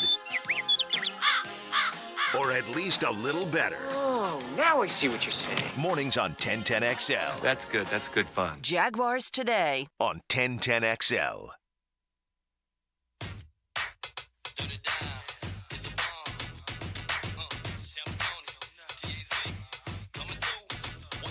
Everything you need to know about the Jags. Jaguars Today on 1010XL. Tony Smith, John Shipley, ET here with you. Mike Dempsey on assignment. He's doing the vacay thing this week. Mr. Shipley will be doing that starting tomorrow. Yes, sir. Getting out of town, man. Getting ready for training camp. As you said, we're about a month away from Jaguars training camp getting started. It's nuts. We'll be in that beautiful new facility down there. The Miller Electric Training Facility. We'll be it's exciting. Yeah, we'll be down there for that here in about a month as they'll be back on the field. They have not announced that I've seen anything about when it'll be open to the public. I'm sure that'll be coming here in the next couple of weeks, would be my guess. They'll make that clear what that's going to look like. They get to start at the same time as everybody else this year. Last year, because of the Hall of Fame game, they had the few days head start on getting training camp started, but they weren't anywhere where the public could go see it last year as they were practicing over at Episcopal. So they'll at least be back down by the stadium in this new facility. I think we're all looking forward to getting a real look at what that's going to look and feel like for this team when they get training camp rolling. I'm over the moon about it, man. I feel like media is as excited, if not more, than the players and coaches. You know, it from, you know, what we've seen, at least on the outside, you know, so far, it looks fantastic. And it really has been strange to watch them fit, you know, 91 players on just their regular, you know, playing field for practices. Like it's so cramped, so condensed, you know, a lot of times specialists have to, you know, practice at different times than the other teams just because like they can't be punting, you know, they'd be punting it and hitting, you know, Mike Caldwell in the head or something, you know. Yeah, try it on the parking lot, guys. Exactly. You know? like that kind of thing. Or you could go, I guess they could have used the on-field and the indoor one. Yeah, at the same time. I suppose they could have done something like that, but I don't know how much you want to do that. I mean, if you've ever been out to a training camp practice, you can see it. Yeah. You know, the team will be broke up into 3 or 4 spots. So they'll have stuff going on all over the place, and then there'll be 3 guys over here. Oh, those are the specialists, right? Like they're just kicking or punting, or throughout the whole practice, they're doing what they do. Yeah. Right? But, yeah, if you have one field available to you, it's harder to get any of that kind of stuff in. 100%. And then just having a facility that players, you know, can really call their own during the off season, you know, a top-notch facility where players want to go there, you know, they want to work out there, they want to rehab there instead of, you know, being spread out all over the place during the off season. I think that's important too. And the Jaguars, that for all of the wrong that Urban Meyer said and did as Jaguars head coach, two things he definitely got right. That Jamal Agnew was a really good special teamer, and that the Jaguars facilities were way behind. And it was obvious that was kind of his like college head coach mindset that, the university needs a, great top-notch facility. But he ended up accidentally being right about it, and it's, I think, going to be a big boon for them. Yeah, blind squirrels, they find nuts. Exactly. Every now and then, Yep. right? And that certainly Fox. Feels like a couple that Mr. Miller found here in Jacksonville for his 1 year here with the Jaguars. We do want to get into the article that Mike Duraco put up talking about the candidacy of Fred Taylor. You know how we all feel about it on the show. So on first down for Jacksonville. Never a bad time. Garrard on the give. Here's Taylor. Busting through. Fred Taylor making a cut. Taylor is gone. Touchdown, Jacksonville. Talking about his candidacy for the Pro Football Hall of Fame. We'll react to that a little bit here in just a moment. But first, let's take a look at some of the news from around the National Football League. Now, gems around the NFL. Brought to you by Beach's Jewelry and Pawn in Jax Beach. San Francisco quarterback Brock Purdy was reportedly coming to Jacksonville yesterday to work with his quarterback coach Will Hewlett and his orthopedic specialist Tom Gormley. Purdy is still working to return from a surgery on his throwing elbow. Philadelphia wide receiver Devon Allen, who went undrafted after playing football at Oregon until 2016. Allen had put his football career on hold to pursue track and field and has finished 5th and 4th in the 110-meter hurdles in the last two Summer Olympics. Allen ran the 4th fastest 110-meter hurdle in the world over the weekend here for this year with a time of 13.04 seconds at the USATF NYC Grand Prix. Allen was a member of the Eagles practice squad last year but did not appear in a game. We'll see if that changes. Some guy that's an Olympic hurdler playing in the National Football League. That's wild. Like, it's crazy. That's wild. The idea that there are any humans on Earth that can run 110-meter hurdles in 13 seconds. I mean, that is crazy. Yeah. Right? Like, that is just absolutely crazy. I don't even know what that athleticism will look like. I don't know if I could get to the front door in 13 seconds. No. 110-meter hurdles in 13.04 seconds. My gosh. Good for you, Devon Allen, and good luck trying to make it work in the NFL for him there you're in the right spot to try to make it work with the Philadelphia Eagles. A couple of birthdays that I did want to mention. Happy 35th birthday to former Jacksonville Jaguars tight end, two-time Pro Bowler for the Denver Broncos. Not so much when he got to Jacksonville. Julius Thomas turns 35 years old today.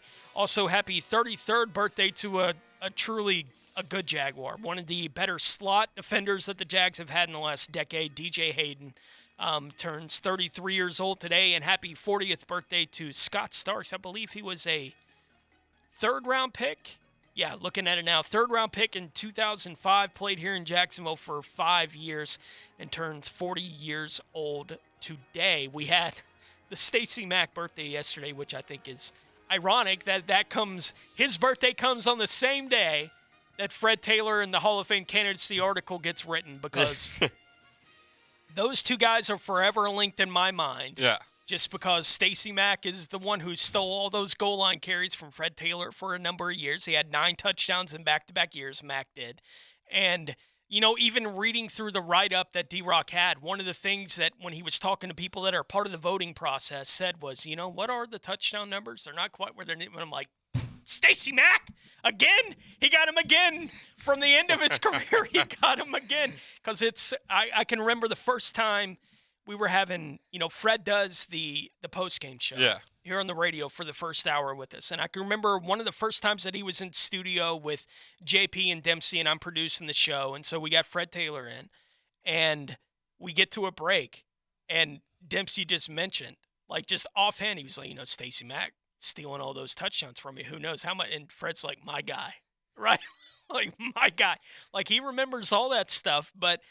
D-Rock has the article up, just talking a little bit about Fred's Hall of Fame candidacy. I do think it's a difficult one to get him in the room, right? I think Fred feels like one of these guys, once you get to the point where you're actually making the argument in the room with the Hall of Fame voters for why he's a Hall of Famer, I think it's an easy argument to be made, right? Yeah. Why Fred Taylor deserves to be in the Pro Football Hall of Fame. I think it's a whole lot harder to get him in those 10 where they actually have to debate it, right? And they don't really have to debate. They can just go on their own opinion of whatever the player is before you get to that final 10 is basically the way the process feels like it works. And it's not that they don't know anything, the guys that are voting on this, but there is a difference when you get to hear, okay, that's why. Yeah.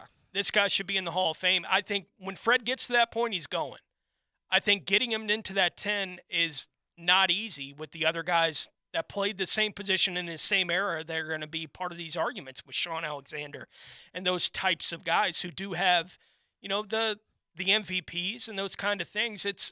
I don't knock Fred for anything. I think Fred is among the best running backs in the history of the National Football League. Absolutely. And deserves a place in Canton.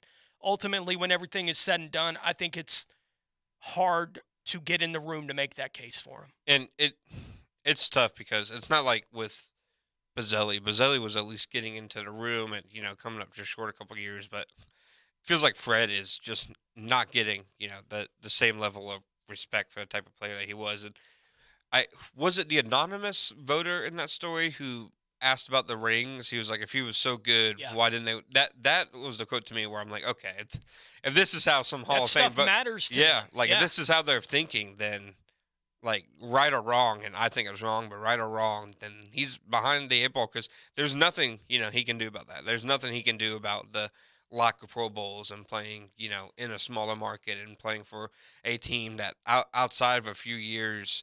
In the 90s, for most of his career, they just weren't a team that people are really focusing on. Mm-hmm. I can remember, we've had, at different times here at the station, we've had different interns, different producers that come through, and they're not always from here. Yeah. Right? And so there would be times where I'd be having conversations with people that are working at the station, and they would ask, they would be like, why does when the Titans come up, it seems like everyone, their backs raise up. Right? It's like, you don't know.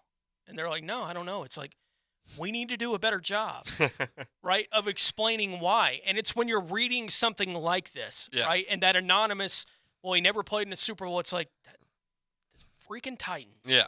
Right? Like, that 99 season, it's being held over the heads of guys like Fred Taylor and Jimmy Smith, right? Like, these guys are Hall of Fame-worthy players, but they didn't play on that stage. And because they never got to play on that stage, it's way harder to get anybody to listen to the case that they have. Absolutely. To be in the Hall. Jimmy Smith, it's the same kind of thing.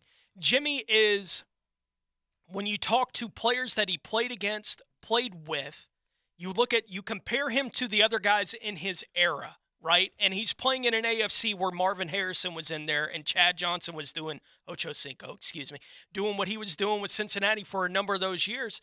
And Jimmy's numbers were better, right? Yeah. But it's hard to make that case when you got Marvin playing for the Colts, right? And they win the Super Bowl. When they're doing that kind of thing, he's got that on whoever is going to be in the same kind of argument because I don't think Marvin Harrison's argument is any better than Jimmy's for the Hall of Fame, except that he got to play and win a Super Bowl, right? Like, that's the thing that separates him, that he got to play with Peyton Manning doesn't hurt. When everything is said and done, Fred, 99 happened.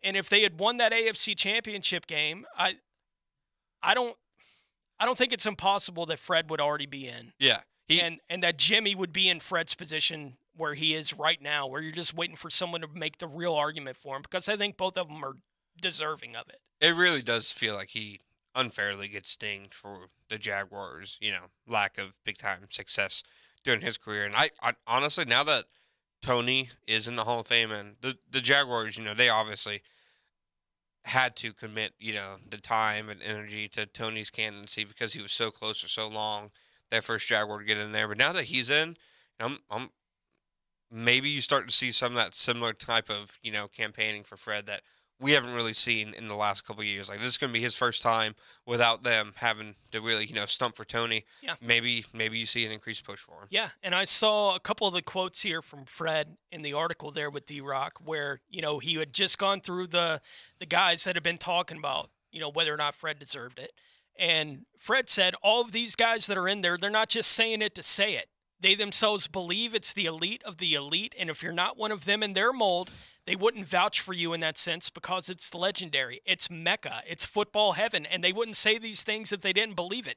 Not just because I'm a cool, nice, outgoing, fun-loving guy. I struck fear into defenses. They didn't just go out there and say, we're going to hold him to 50 yards. They were trying to say, we're trying to make sure he doesn't get 50 yards on one carry, right? And I do think Fred was that kind of guy. At his size, that he was that kind of guy is stupid, right? Like the actual physical package that was Fred Taylor, there just aren't many built like him. Yeah. And he has the numbers to back it up. I don't know how long it'll take to get that argument in the room. I hope it happens sooner rather than later. He deserves it. Fred is the best, man. Like, when we reach out, he's willing to come on. He's always wanted to talk Jaguars football. He loves this city. He loves this franchise. He's all about it. I hope that he gets his due at some point. If Jim Brown's willing to vouch for you, I don't know what else you need as a running back, right? Trying to get into the Hall of Fame, then Jim Brown at one point saying he's the best in the league right now. That's one of the best Fred stories. I think Fred has, when Jim Brown passed, said that was one of the biggest honors of his career, Jim Brown. And it has to be. Yeah, and then, you even look at some of the other things, DeRocca mentioned, Ray Lewis, talking about Fred belonging in the Hall of Fame, Troy Polamalu saying he thinks he's the best back he's seen in the NFL. If all of these guys think it, then why should a sports writer in, Dallas, Texas, think otherwise? Yeah, That's and I the way do think there's something to the process for the Hall of Fame needing to be tweaked a little bit where I think so too. The players' voices need to be heard, right? Like that needs to be more a part of the process for the Pro Football Hall of Fame. And I'm not saying that there aren't a bunch of guys that make that list of the final 50 that don't have guys that are vouching for them in that kind of way. I assume most of them do. Right, but it should be part of the process for whether or not you're going to be in the Pro Football Hall of Fame ultimately. Our Chad and Sandy real estate question of the day asking which projected Jaguar starter are you most concerned with this year? We'll give some of our answers as well as take a look at some of yours that have been sent in this morning as we put a bow on a Tuesday edition of Jaguars Today next here on 1010 XL. Jaguars Today from the Jacksonville Orthopedic Institute Studios. JOI, where the pros go. Hey folks, you want shark coatings, and the time is now. So close your eyes and let's imagine your garage. Wait, if you're driving, please don't close your eyes, just wait till you get home. The rest of you see those cracks, the stains? It looks dark, dull, and dreary. It's nothing you're proud of, it's your house junk drawer. Now, see your floor with shark coatings. It's bright, it's durable, it's fresh. Since it's non-porous, it will be so much easier to clean. Don't imagine your garage, driveway, porch, or pool deck this way. Get with shark coatings and have a brand new space with new possibilities. What is the oldest bridge here in Jacksonville? The answer next. How long has it been since you compared homeowners' insurance rates? Log on to southernoak.com to get an instant quote or find an agent near you. Our family protecting yours. Southern Oak Insurance. The Acosta Bridge, originally known as the Yellow Monster, was finished in 1921. Just celebrated its 100th birthday. Southern Oak Insurance. Our family protecting yours. The 9 after 5 rolls on at the Golf Club of Southampton, so get on the tee with me, Joe C. The XL Primetime League is in the summer stretch, and you need to be part of it. Southampton invites you to join us every Wednesday for our 9 after 5. Beat the heat and blow off a little steam with friends and family at Southampton. Great game every week, good grub afterwards, and prizes.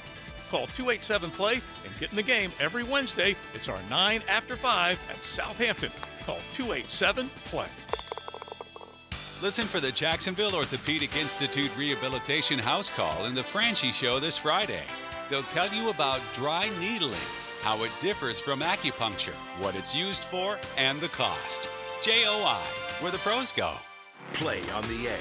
Stand on the edge. The Amateur's Edge. Get the Amateur's Edge. Powered by B3 Better. To learn the hidden path of top pros, amateurs, and coaches. Saturday mornings at 11 on 1010XL. Hey, this is Jason with Bueller Air Conditioning. Why do we love to go to that awesome grocery store where shopping is a pleasure? Why do we choose that amazing chicken sandwich where the service is fast and friendly and it's always their pleasure? You see, those brands are a promise. Here at Bueller Air, our team is committed to serving the customer and delivering that same kind of brand promise. Our mission is to be the most trusted brand with friendly and professional service every single time. Give us a call today or visit BuellerAir.com. Prosser here for Lifetime Enclosures and Lifetime Flooring. With the weather now hot as can be, look ahead and get that backyard ready for fall with a new open air or screened-in enclosure. Maximize the space you have and make it great with Lifetime Enclosures and Lifetime Flooring. They truly are the best in the business. So if you have the space and the idea, give them a call today. Lifetime Enclosures and Lifetime Flooring.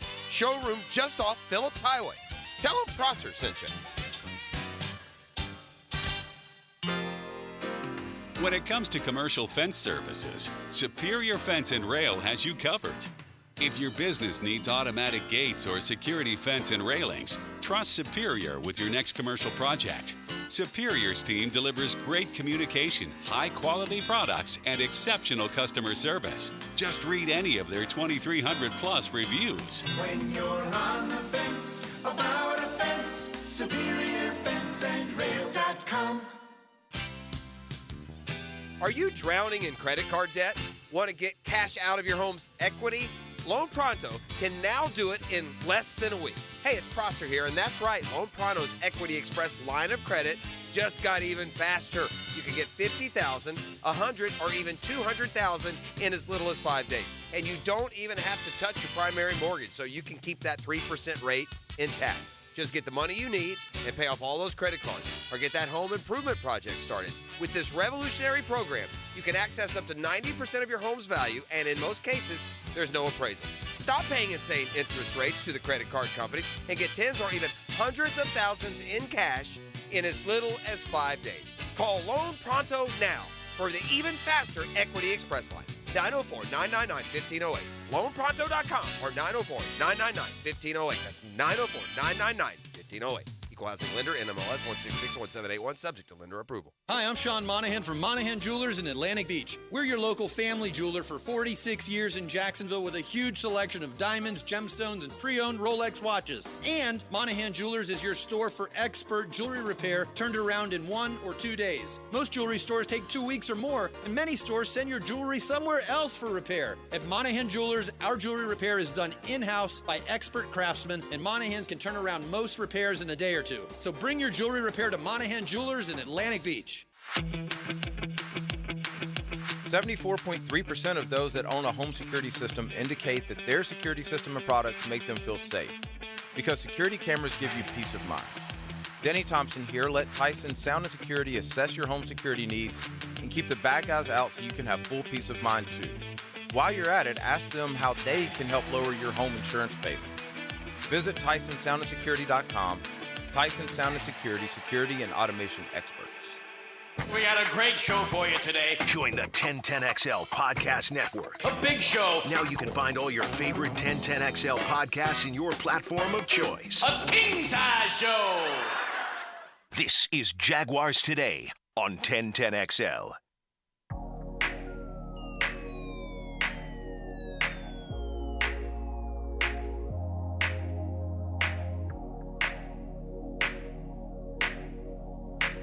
Everything you need to know about the Jags. Jaguars Today on 1010XL.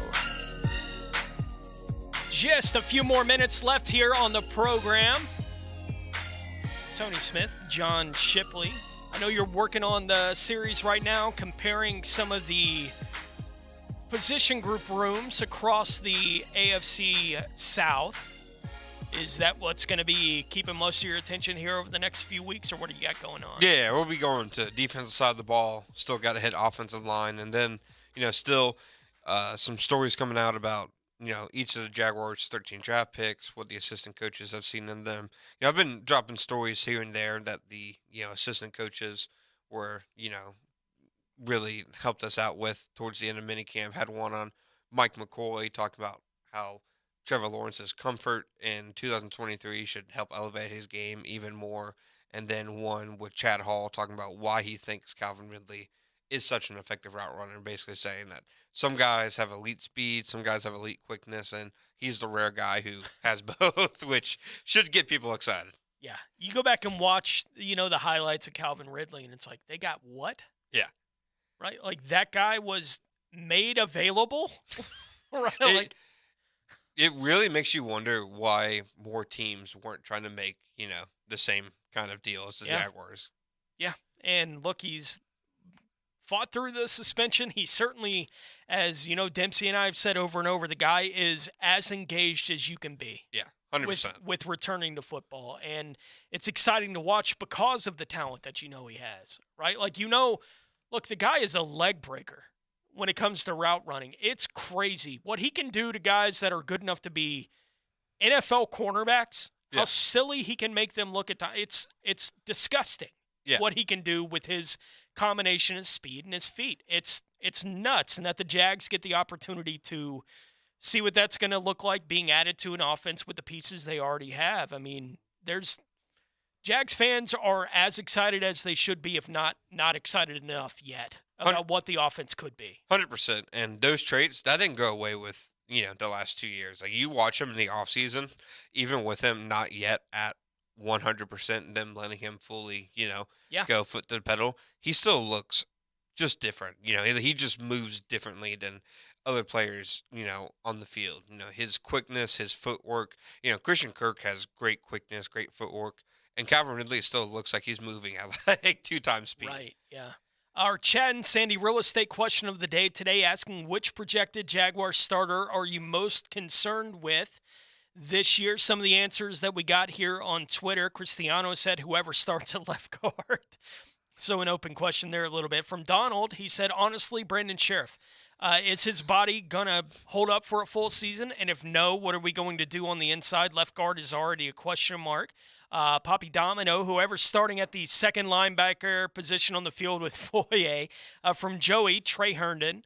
From Samuel, coming off injury, Cam Robinson. We'll see if he winds up being a starter again. And from Andrew, he said very excited for Anton Harrison, but if he's not ready to be great, it'll show quick.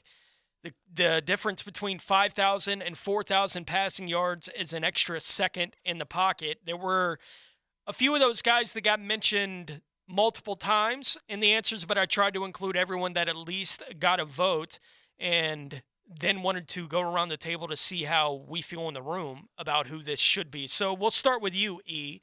What Jaguars player that is projected to be a starter are you most concerned with for this year?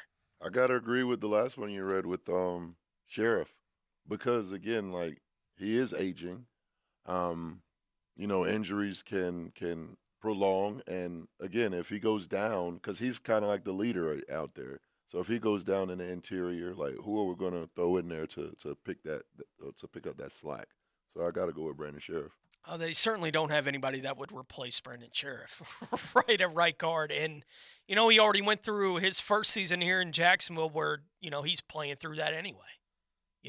Like, it's like last year, the second half of the year, he was playing hurt. Yeah, you could tell. He did not look like the same player, no. By the end of the year. And then I think it was like an ankle injury. It was like an abdomen injury. It was like a hand or a wrist injury. Like, it was just stacking up for him. So I forget which game it was, but it was a touchdown scored, and then you watched him get off the ground. I think it was the Jets game. Yeah. Yeah. So slow, and it was like, oh, gosh, like he's got to be dying. And that was on the short week on top of it, right? If it was that Thursday nighter against the Jets, it's like, oh. It looked bad, too. And then he ended up, I think he missed maybe a drive and then came back. Like, he's definitely one of the tougher guys. He's a pro, man. Honestly, I'm going to go with Foley Fatukasi. I think, like, interesting. You look at the success of their free agency class last year, and he was maybe the one guy who you're like, okay, didn't really get what you were hoping, what you were expecting. I mean, you just look at numbers: 2 tackles for loss, 3 quarterback hits, 1.5 sacks. Didn't contribute to any turnovers. And early on in the season, he played a big role in that run defense. But as the year went on, it just seemed like the impact plays, the consistency weren't really there. And for a guy who they paid a lot of money to, it almost feels like, would they have paid Devon Hamilton what they did if Fatukasi had a better year last year? Mm-hmm.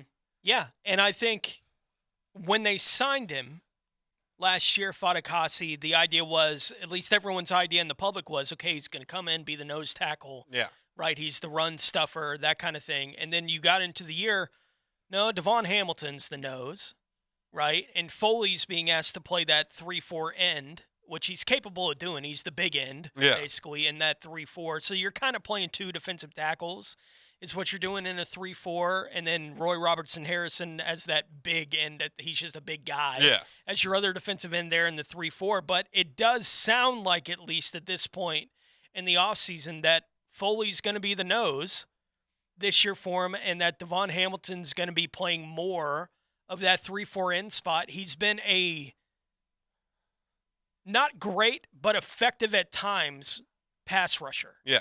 Right, in his career. And I do wonder if it pays some kind of dividends to move Hamilton out to a more advantageous spot to at least give him an opportunity to rush the passer from time to time. Because it really seems like that's what they're wanting out of that position. And, you know, Hamilton, he's flashed it before from the nose tackle position, but that's definitely the part of his game that has not been tapped into as much. So I'm with you. I definitely think Hamilton is somebody that they have a lot of their chips pushed in on, and I think a part of that is because they weren't getting that kind of production as a pass rusher from Fadakasi last year.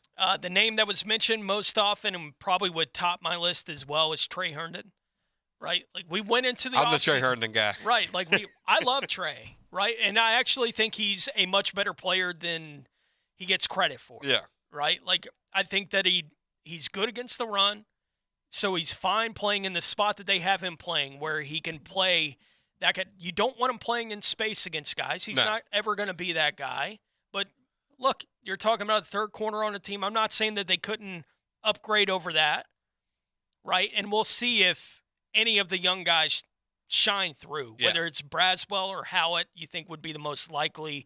You know, people have mentioned Antonio Johnson. I thought when they made the pick, it's like, oh, this guy's going to be the starting nickel. And then you hear them talk about it, it's like, this guy's not going to be the starting nickel, right? Like they're just not talking about him being given that kind of opportunity. It's another one of those where, look, we've gotten far enough into this offseason to have a pretty good idea. Trey Herndon's going to be the starting third corner for this football team going into this year. I don't know if that's good enough or not. They were fine with him doing it last year, but they haven't improved at that spot. Yeah. It feels like the weeks where it will really hurt you is I keep going back to the Cowboys game last year where CeeDee Lamb, you know, line him up in the slot, he's going to eat him up. Exactly. But I mean, CeeDee Lamb was by far and away the Cowboys' best receiver. They were putting two guys on the outside who they weren't threatening Tyson Campbell and Darius Williams at all, but the Jaguars, just how they play the corners, they're not going to have Tyson Campbell follow CeeDee Lamb into the slot. Ability to play, you know, a guy at that caliber in the slot, they're going to give you problems.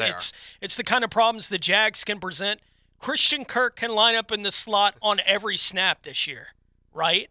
And he can be dominant over guys that are at that kind of level playing from that position. We've seen him do it to this point in his career, and now he's got the confidence of the kind of season he's coming off of on top of it year two in this offense. So, yeah, it is – you look at it and say, man, they could have improved that spot. Easier said than done. It is. You know, and with a lot of the defensive stuff that we've been discussing all morning here on the show, they've made up their mind with so much of it. Like, it's disappointing that I feel like less and less likely that they're going to bring in one of these veteran guys, but it does feel less and less likely that one of those vets are going to wind up landing here in Jacksonville when everything is said and done. We'll wrap it up here in a moment, but first let's say hello to XL Primetime.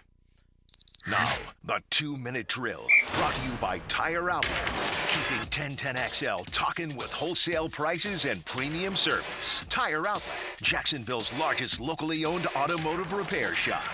Good morning, Joe Cowart. What is happening, Tony? How would you answer our question of the day today, asking which projected Jaguars starter are you most concerned with this year?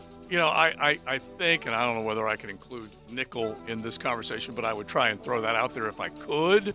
But three corners start in this league at this point in time. Yeah. Like, it's just the way it is. So I would throw that out there. But just as far as, you know, your first 22, whatever, I'm just going to go with the tackle position because it's directly tied to Trevor. Okay. And I'm going to go with the rookie, even though Walker Little probably has more responsibility on the opposite side. But let's just go with that guy because, look, 16 needs to stand up and make throws. He needs to have time. It's not even getting knocked down. It's just have enough time.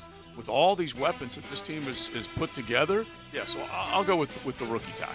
What do you got coming up on primetime? I'm looking at you two guys trying to size you up right now. We got a rib-eating contest today. Oh, boy. Okay, a rib-eating contest. Most ribs you've ever eaten, Tony, in one sitting. Oh, not I'm not looking at high. Ship. You got to come up with your number. Not high. Not high? No. Listen, I like to enjoy food. I don't like to Yeah, gorge. I'm the same way. So probably 7, something Okay, like that. so never a slab in Tony's belly. No. Chip, John? I've done a slab in my There you go. Yeah. So we're going to have the pitmaster, Shannon Snell, has come in, and he will bring, I don't know, just a bunch of ribs. Mm-hmm. And we'll have a listener come in, a little Rib Mania, Sonny's Barbecue, in honor of Independence Day coming up. So I got my red, white, and blue on. There you We're go. just going to try and chow. Yeah, are we getting the Michael Scott treatment? Yeah. Where everyone's got enough hot dogs to break the world record? Yeah, we're going to do whatever it takes to see if we can get some headlines. But it'll be around, I'm going to say 140, Facebook Live, YouTube, all that kind Cool. of stuff. And, we'll do this. Is Leon participating? Oh, yeah. All right. Yeah, and he said he was going to go with an empty stomach, but then he said, you know what, I'm just going to keep my stomach big. And so he ate last night, and he's ready to go.